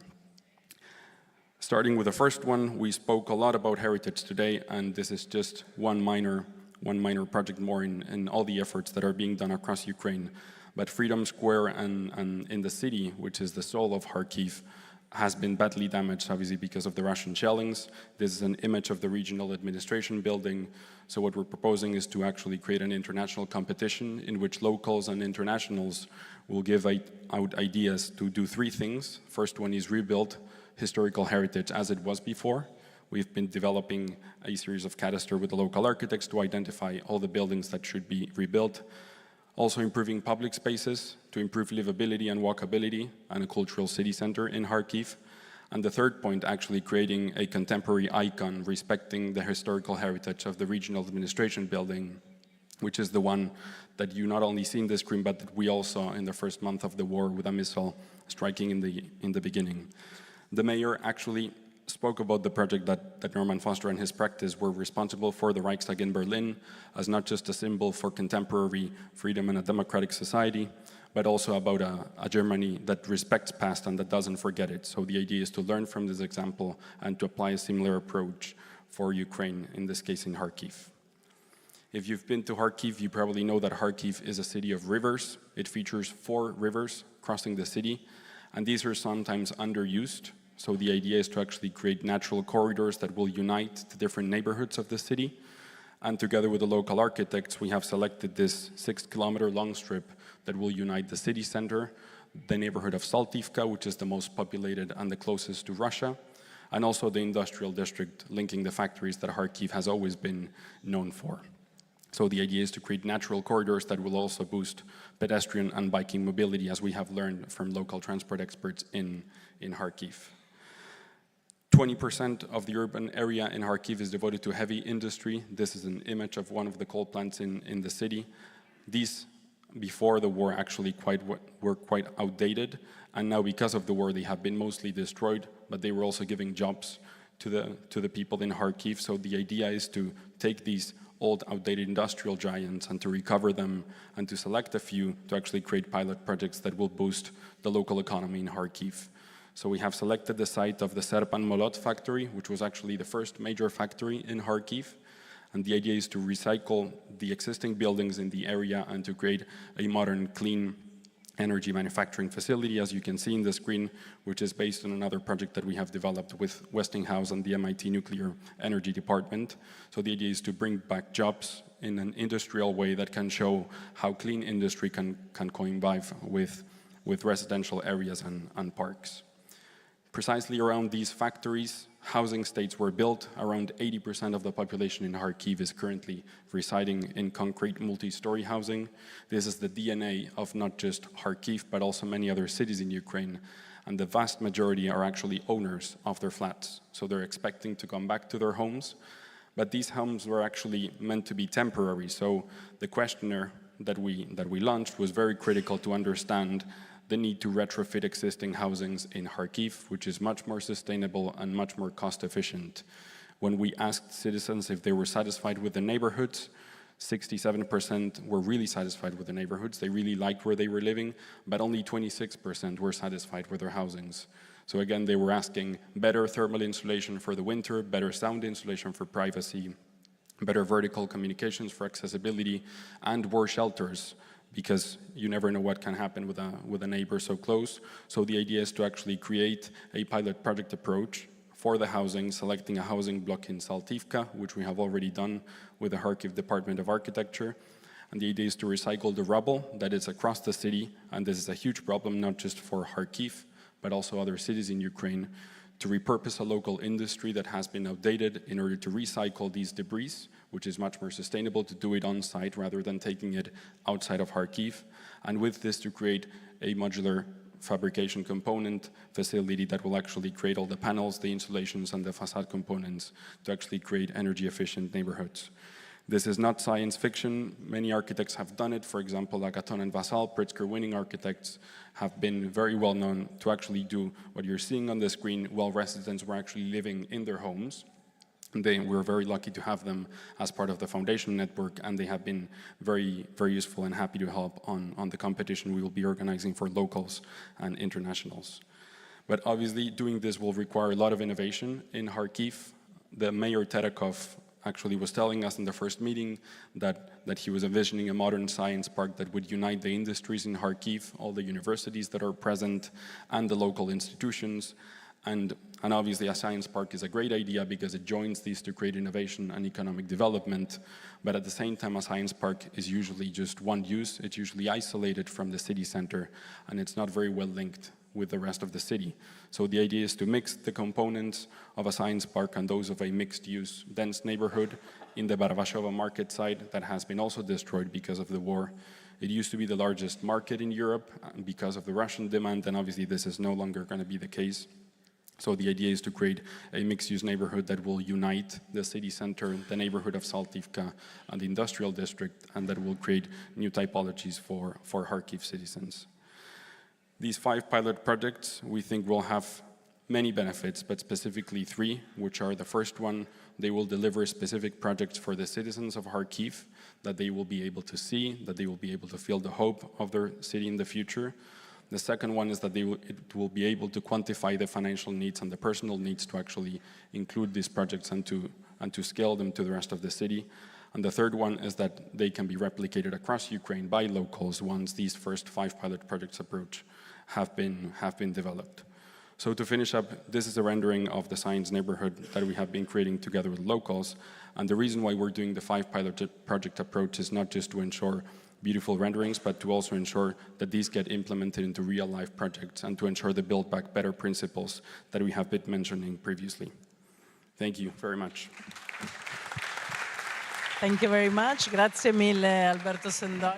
Thank you, Alberto Sendoia, for this extremely interesting presentation. I would then maybe move on to the project for Mykolaiv, which is One Works, today represented by Giulio De Carli, together with the Politecnico di Milano, and represented by Paola Pucci, Professor Paola Pucci, and together they are working on this project. Thank you very much. Yes, thank you, the Triennale and Maxi, for this opportunity. Thanks also to Minister La Sicilia for having followed in these past months all of our steps during this project, and thanks for the perspective of expanding the collaboration also and involvement of other realities in Italy. So this is also a good occasion for us to try to see where we are, because as we heard from the previous speakers, our work has already begun. It started more than a year ago. It was born in a context where methodologies, working methodologies, and also a constant exchange and dialogue with local entities are the foundation of the development of our master plan. Concerning the what our colleague Alberto just talked about, the city of Kharkiv, and in Mykolaiv, we found ourselves in a more complex situation, really. due to the higher frailty and vulnerability of the city itself, on the one hand, because it has about 500,000 inhabitants before the conflict, and it was a city that already had some issues of transitioning, I mean, from an economy that was, let's say, overcome to new forms of economy. And now, naturally, we have the war and the conflict, and that does not help and projects it into even more difficulties. So we see here represented the four key elements of the master plan process. So it's a co-design effort with all the parties that are involved. We also we conducted this effort together. We also did some theme-based analyses and the damage assessment that is proving to be one of the most important components, really, that characterizes the working out of a master plan in a condition that is still not too clear, and because we don't know exactly when we will be able to launch this reconstruction. And just like in the case of Kharkiv, the same thing is valid or true also for Mykolaiv. We have the support of UNEC, and we are supporting some pilot projects here. The team that was constituted around this first embryo, I would call it, as UNEC also reminded us just now, it was constituted, let's say, by the Center of Excellence that combined or allowed UNEC to work with the University of Luke in Castellanza, and we saw together the possibility, as I say, of trying to see what happened this past year, what we have done so far, both on the academic field, so with our very important contributions of the Politecnico di Milano, as well as the University Luke in Castellanza. And then, of course, all of the private businesses that supported our team, both from the point of view of the landscape design, but also from the point of view of the practical issues, public transportation. Gistavio, for instance, was handling all of the GIS processing on an extraordinary database that we had at our disposal, which is already available also in the city of Mykolaiv. So this is all proof that our efforts and our work have also had the possibility of entering into a more international dialogue or European dialogue, because we were supported, especially concerning the utilities issue, we were supported by COWI and the Danish government, which had already been present in Mykolaiv in some previous operations, and they inserted themselves into this master plan process, creating a collaboration between Italy and Denmark that we consider to be extremely promising for future developments. The pillars that the master plan is founded on consider both the original situation of the city and the future perspective of the reconstruction. And this, as its main priority, of course, it has not only the need to reestablish the quality of life in the city and certain safety and security conditions, but also from the point of view of the population. It doesn't have to do only with the accommodation, for instance, of the citizens, but it especially has to do with creating conditions overall that allow the citizens, let's say, or that can replace the quality of life that part of the population found in other countries, countries of Europe, but also all over the world, as they still want to be attracted, of course, by their own city and their own territory. So these pillars, as I say, are founded on innovation of the economic fabric. They are also based on new forms of housing and mobility, accessible mobility and sustainable mobility throughout the city. Pillars that need to, of course, go hand in hand with new forms of governance, without which it would be impossible to implement the planning processes and to lay the foundations for reconstruction. The green areas, the redesign of the city by means of an enhancement of the green areas as an asset, as a fundamental asset, is another one of the pillars. And to conclude, the engagement of the local and involvement of the local community, starting from the very preliminary phase of the plan. These pillars are fundamental to carry out the vision that we share with the local population, and it is a vision that incorporates the character, the personality of the city and of its population, which is strongly determined to have a future of a higher quality of life and economic prosperity, to be competitive and have all of the factors of competitiveness that are necessary to access the Europe of the future. So security, safety, quality of life, competitiveness, economic competitiveness, and collaboration, I would say, are the main axes that our interventions are based on and the contents of our master plan. I would like to stress that the work was conducted and carried out, in fact, in parallel and under the direction of UNEC, in parallel with what our colleagues from the Foster Foundation did. We had a very strong interaction with the local community as well. We had weekly meetings with them where we included about 40 different actors, local actors.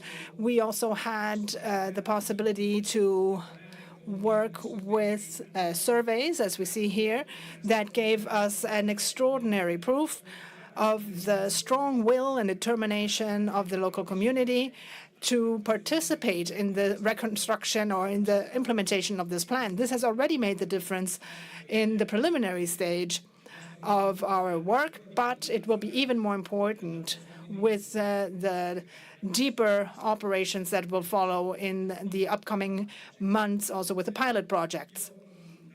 Now, I would maybe leave the floor to my colleague, Professor Pucci from the Politecnico di Milano, and then we can maybe make some conclusive remarks to talk about the first pilot project that is absolutely crucial to understand how we can develop the plan in the future.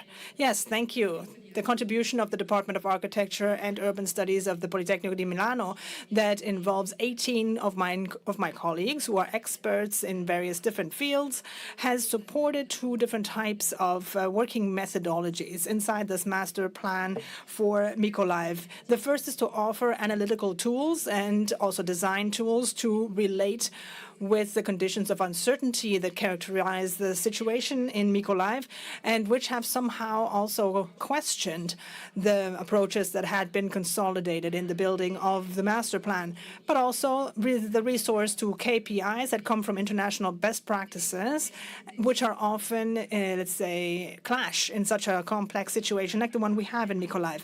On the other hand, they also included designing together with the local administration and the citizens, as architect De Carli was just saying.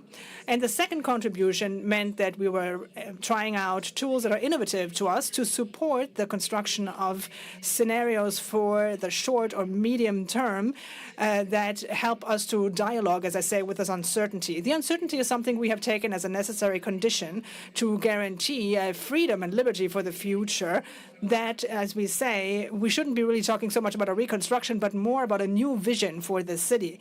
And all of this activity that was done pro bono resides inside a wider framework, which is the Project of Excellence for Territorial Activities, financed by the Ministry of Research, Scientific Research, for 5 years, where our department is one of the excellence departments involved in Italy. These are the issues we are contributing to and will continue to contribute on. And the next one is an existing urban planning that is thought and rethought inside an international dialogue about planning models in the context of uncertainty. The goal is to provide recommendations for a review of urban policies that can guarantee the implementation of this project. The second important issue that is particularly challenging, for the reasons that architect De Carli was mentioning, concerns the construction of demographic scenarios, because we need to reckon with a process of demographic transformation that the city is going through, with, of course, a decrease of the population of more than 50%, but also the difficulty of understanding who the new inhabitants of the city will be, who are the city users of the future. And an important focus was also made on the analysis of the ecosystem and the use of the soil to define a certain kind of roadmap for resilient cities to see what interventions should have the priority in the short, medium, and long term.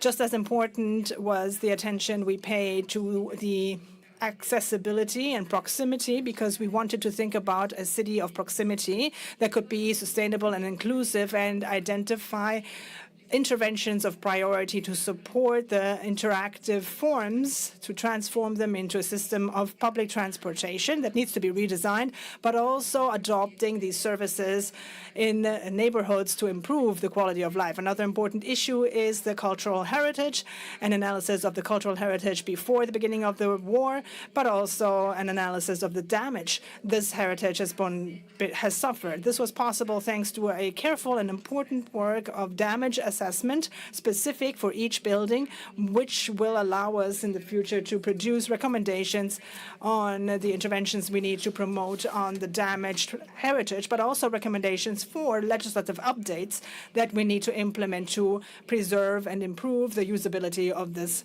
heritage. And finally, the last contribution is for the stakeholders. We have a plan of involvement for the development of Mykolaiv and the definition of participation activities.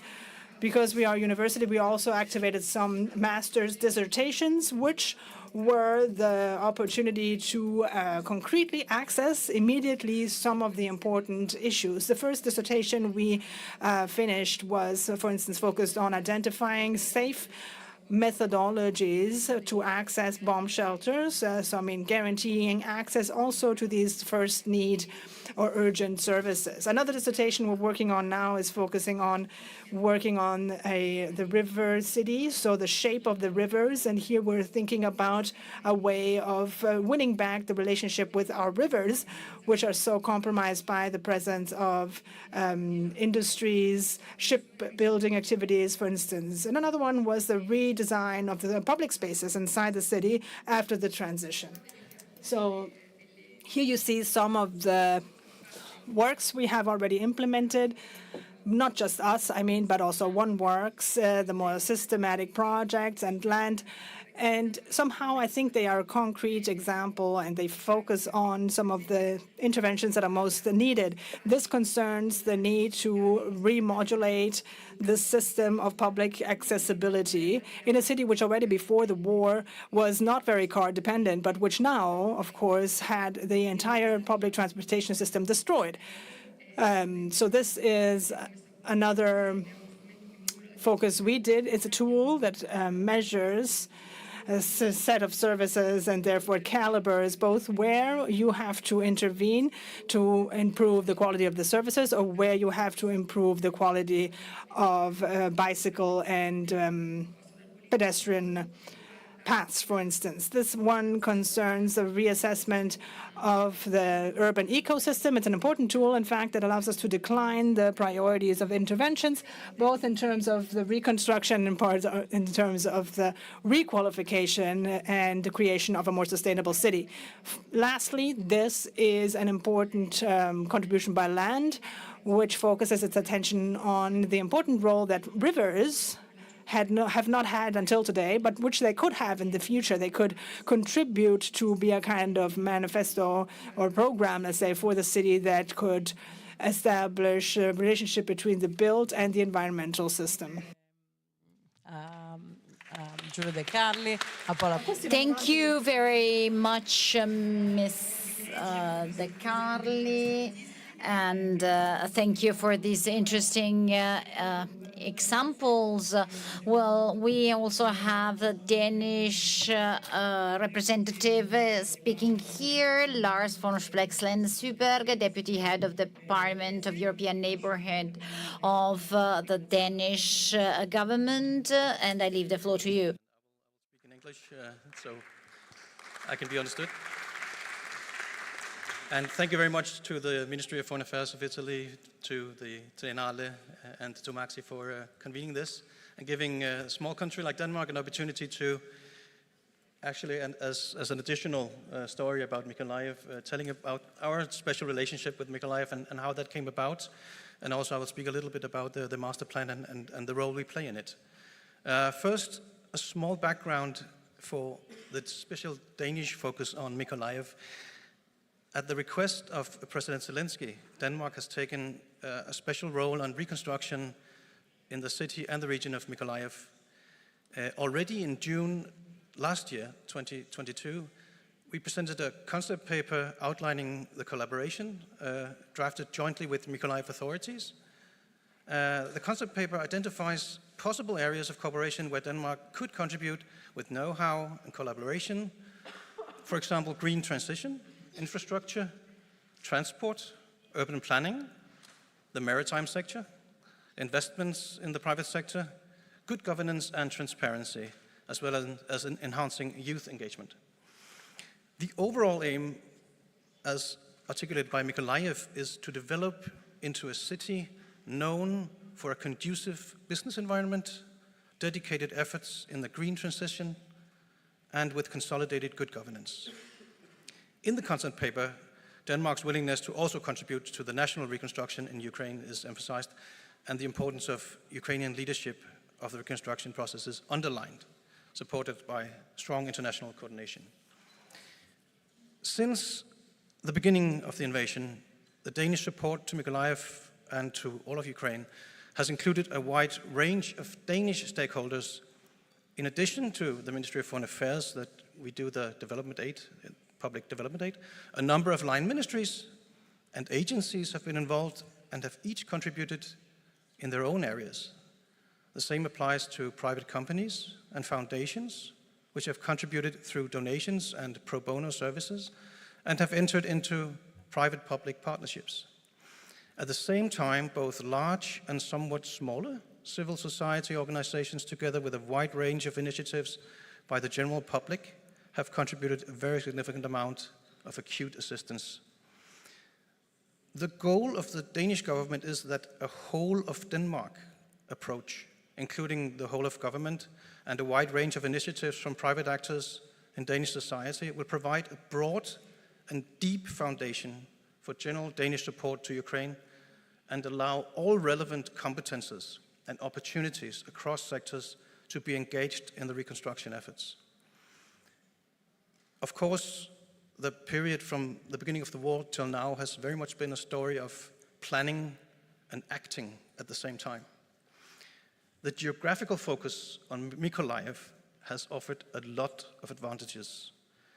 All reconstruction efforts are developed in close dialogue with Ukrainian authorities at local, regional, and national levels, as well as other key stakeholders, to make sure that we can provide assistance targeting the very changing needs and act in an agile manner at the same time.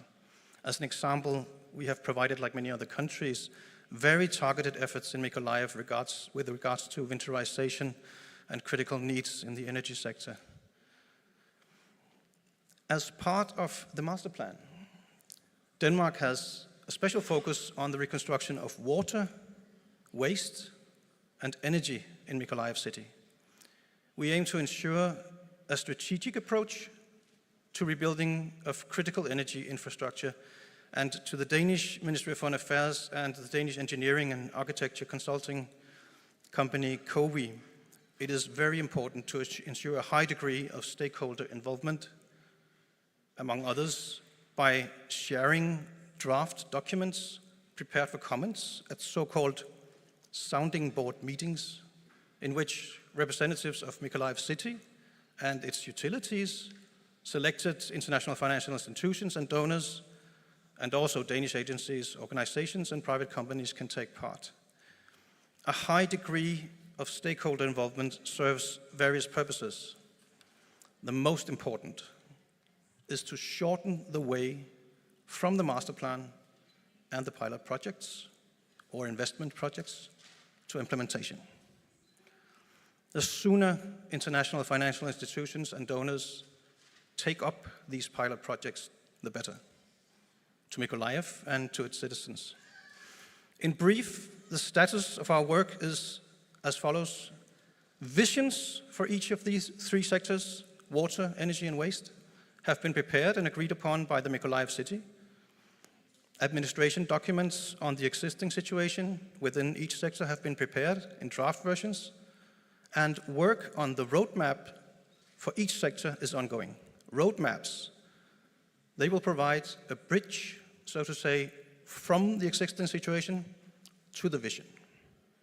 The time horizon is 2050. The work is carried out in close and very good cooperation with the Mykolaiv city administration and OneWorks. Among others, through these weekly meetings and coordination, also the cooperation with the utilities of Mykolaiv is very good, and it is really highly appreciated. To conclude, our strategic planning of Danish assistance to Ukraine for 2023 and 24 will be distributed such that approximately 60% of reconstruction assistance is used in Mykolaiv, and approximately 40% is used for national efforts in Ukraine. The geographical approach offers for a consistent and targeted engagement to the Danish private sector and civil society organizations. The geographic focus and close partnership with Ukrainian authorities has also ensured an enhanced visibility that is very important, with direct results of the early recovery and the reconstruction cooperation. Recently, we have established an embassy office in Mykolaiv, since it is really important to us to be actually there on the ground, to enhance coordination, of course, but also to ensure day-to-day contact with local and regional authorities, monitoring the Danish efforts, as well as contact with Danish businesses with an interest in Mykolaiv. And luckily, there's a big interest, actually also from Danish businesses in the southern Ukraine and an area not very far from battle.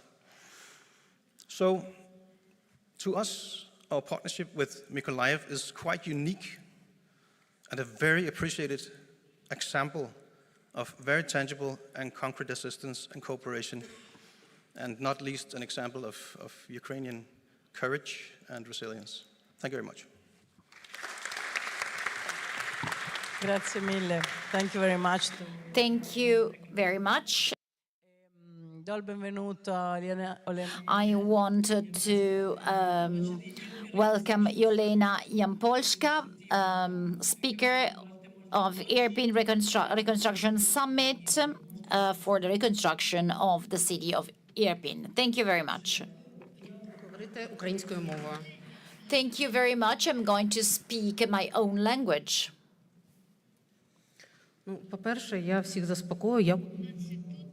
Well, first of all, I want to say that I'm going to be very short. I hope this is good news for all of you. I'd like to speak about our own project, the reconstruction and the rebirth of Irpin. Irpin is a city that has stopped the Russian aggression, making it possible for the Russians not to invade the capital city. So Irpin blocked the advancement at the beginning of the war. Almost 100,000 inhabitants, and they are mostly young professionals. Our project, well, we have involved the local community since the very first steps. We have developed our own project, and I'll tell you about this case study, how we involved the local people. This is our team. We have created it immediately after the beginning of the Russian invasion. The mission is to reconstruct the city, rebuild the city, trying to set up pilot projects to become examples for other cities. So our goal is not so much to rebuild Irpin, but to make it possible for this to be used also in other Ukrainian cities. In the past few months, we have attained special results. We could do that. As I said, our team is made up of 150 specialists, architects, designers, engineers, project managers, and over 550 world experts. We have been able to involve a number of experts and specialists at the international level that are part of our master plan. So one was our goal. It was that of a quite large project. We have involved several professionals and even those who had to do with the critical infrastructures. So we invited several representatives and several stakeholders. We are not talking about building a specific house or a building, but ours is a systemic, all-around approach with the modernization of the future. We understand that what was destroyed is to be rebuilt not only now, but for the future too. We understand that we have many displaced people in our own city, people who have lost their own houses. They live close to the war front, so we have to give shelter to them, and our city is increasing in terms of numbers. So we have gone for this innovative approach. Rebuilding a city is not only rebuilding buildings, it must be an approach integrated within the city leadership. That's why we have set up proactive committees with the citizens. And in this way, the leadership of the city has collaborated with the communities. We have direct feedback from the communities, and we have been working non-stop with the citizenship in a dialogue. We have collected over 100 proposals and ideas from the citizens, how the way they see their city in 5, 10, 15, 20 years. What does the city look like for them? This is a very practical approach to the reconstruction of the city. We now have to think about the future, but we should also understand we have to consider each single idea and then assess that in a very critical way. So what did we do? We have done workshops and sessions where we teach citizens so that their proposals can become concrete, so that feasibility studies can be conducted, and particularly general technical assessments. We have contacted people from universities and the committees. We have set up questionnaires, many questionnaires. The citizens have developed their own city vision, and I'm about to conclude. Here in the pictures, as you can see, these are the results of our own work. We have rebuilt 4 blocks of flats, and this was possible thanks to the Italian Foundation. We could finance, but we could also realize this all. 1,000 inhabitants have had the possibility to go back to their own houses. On the right, you can see the rebuilt houses. We have also had over $1 million from Qashqai, the city of Qashqai, to rebuild kindergartens, and we are working on the city master plan. We have to consider all the factors so that we can have a true master plan. We have developed guidelines for the transport systems in Irpin with a U.S. counterpart. We have analyzed the transport network. And according to estimates, every year over 119,000 euros goes lost because our traffic lights are not effective. In addition, we have developed we have developed different versions of the master plan, and this is what we are working on together with our stakeholders at international level. We have this dialogue between technicians, specialists, and the city, both online and offline. On October 2, I attended the Mayors Forum. Over 70 countries were represented.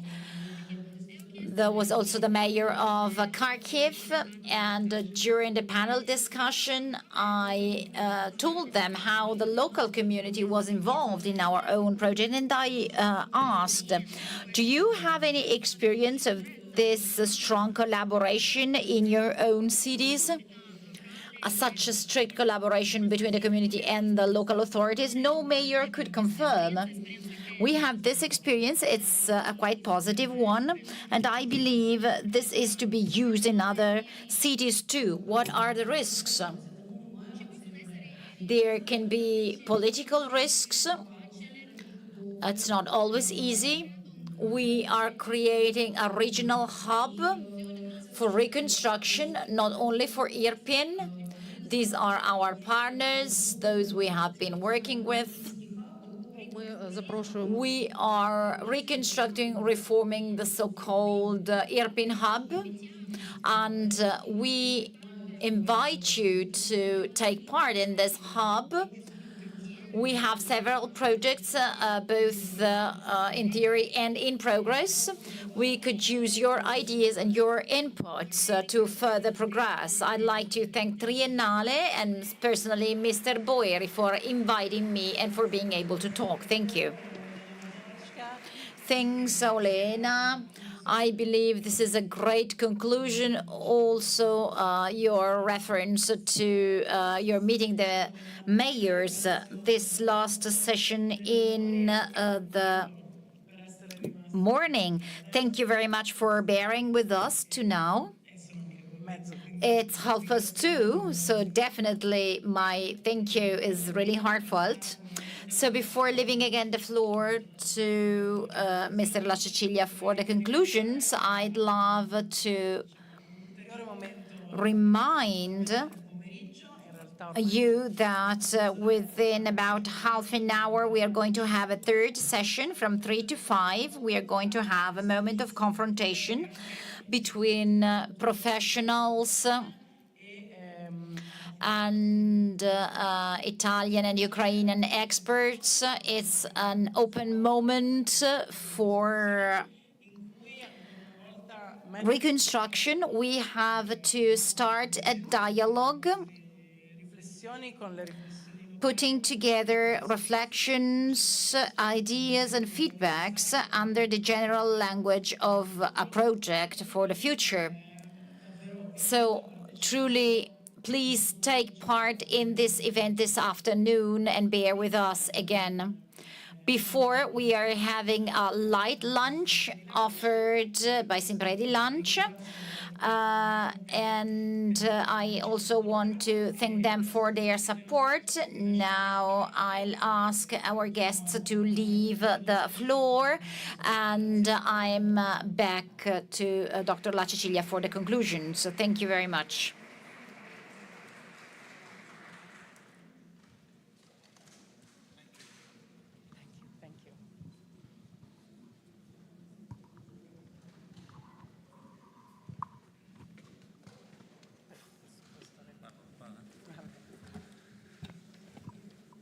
Allora, qualche ringraziamento senza pretesa di... Well, I want to thank some people without any will to summarize this event. Thanks to Triennale for hosting us.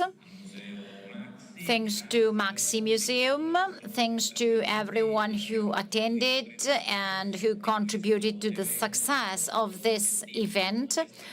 The goal was actually made clear. The workshop on the reconstruction of Ukraine has been launched. This is a process with several new steps in Rome and then in Kiev.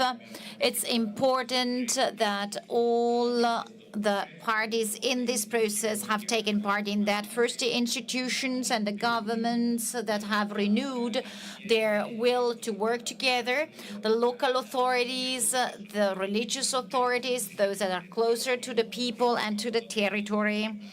Remember that in the new Ukraine Recovery Conference in 2025, we're going to specifically focus on civil society and local entities. I want to thank the international organizations and the international financial institutions having the resources to make all these projects systemic, and also our own businesses, our production system, because clearly when we think about bringing life back to Ukrainian cities, we first have to think about an economy that might work, a business model that might support them. And also the creative part, the architectural partners and so on. We have definitely set up a hub for reconstruction. I can see that with much commitment and availability. I'm very happy for the several referrals to the social aspect of reconstruction. Reconstruction is not only bricks and mortar, but it's also and particularly trying to set up again the life of the people, repairing the wounds that have been created by the war.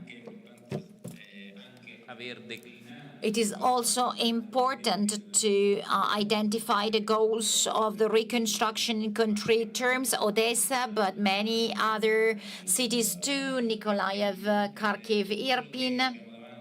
What we have ahead of us is a huge work, which we are very happy to go for together, waiting, of course, for a peace perspective to be concretized as soon as possible. Thank you very much.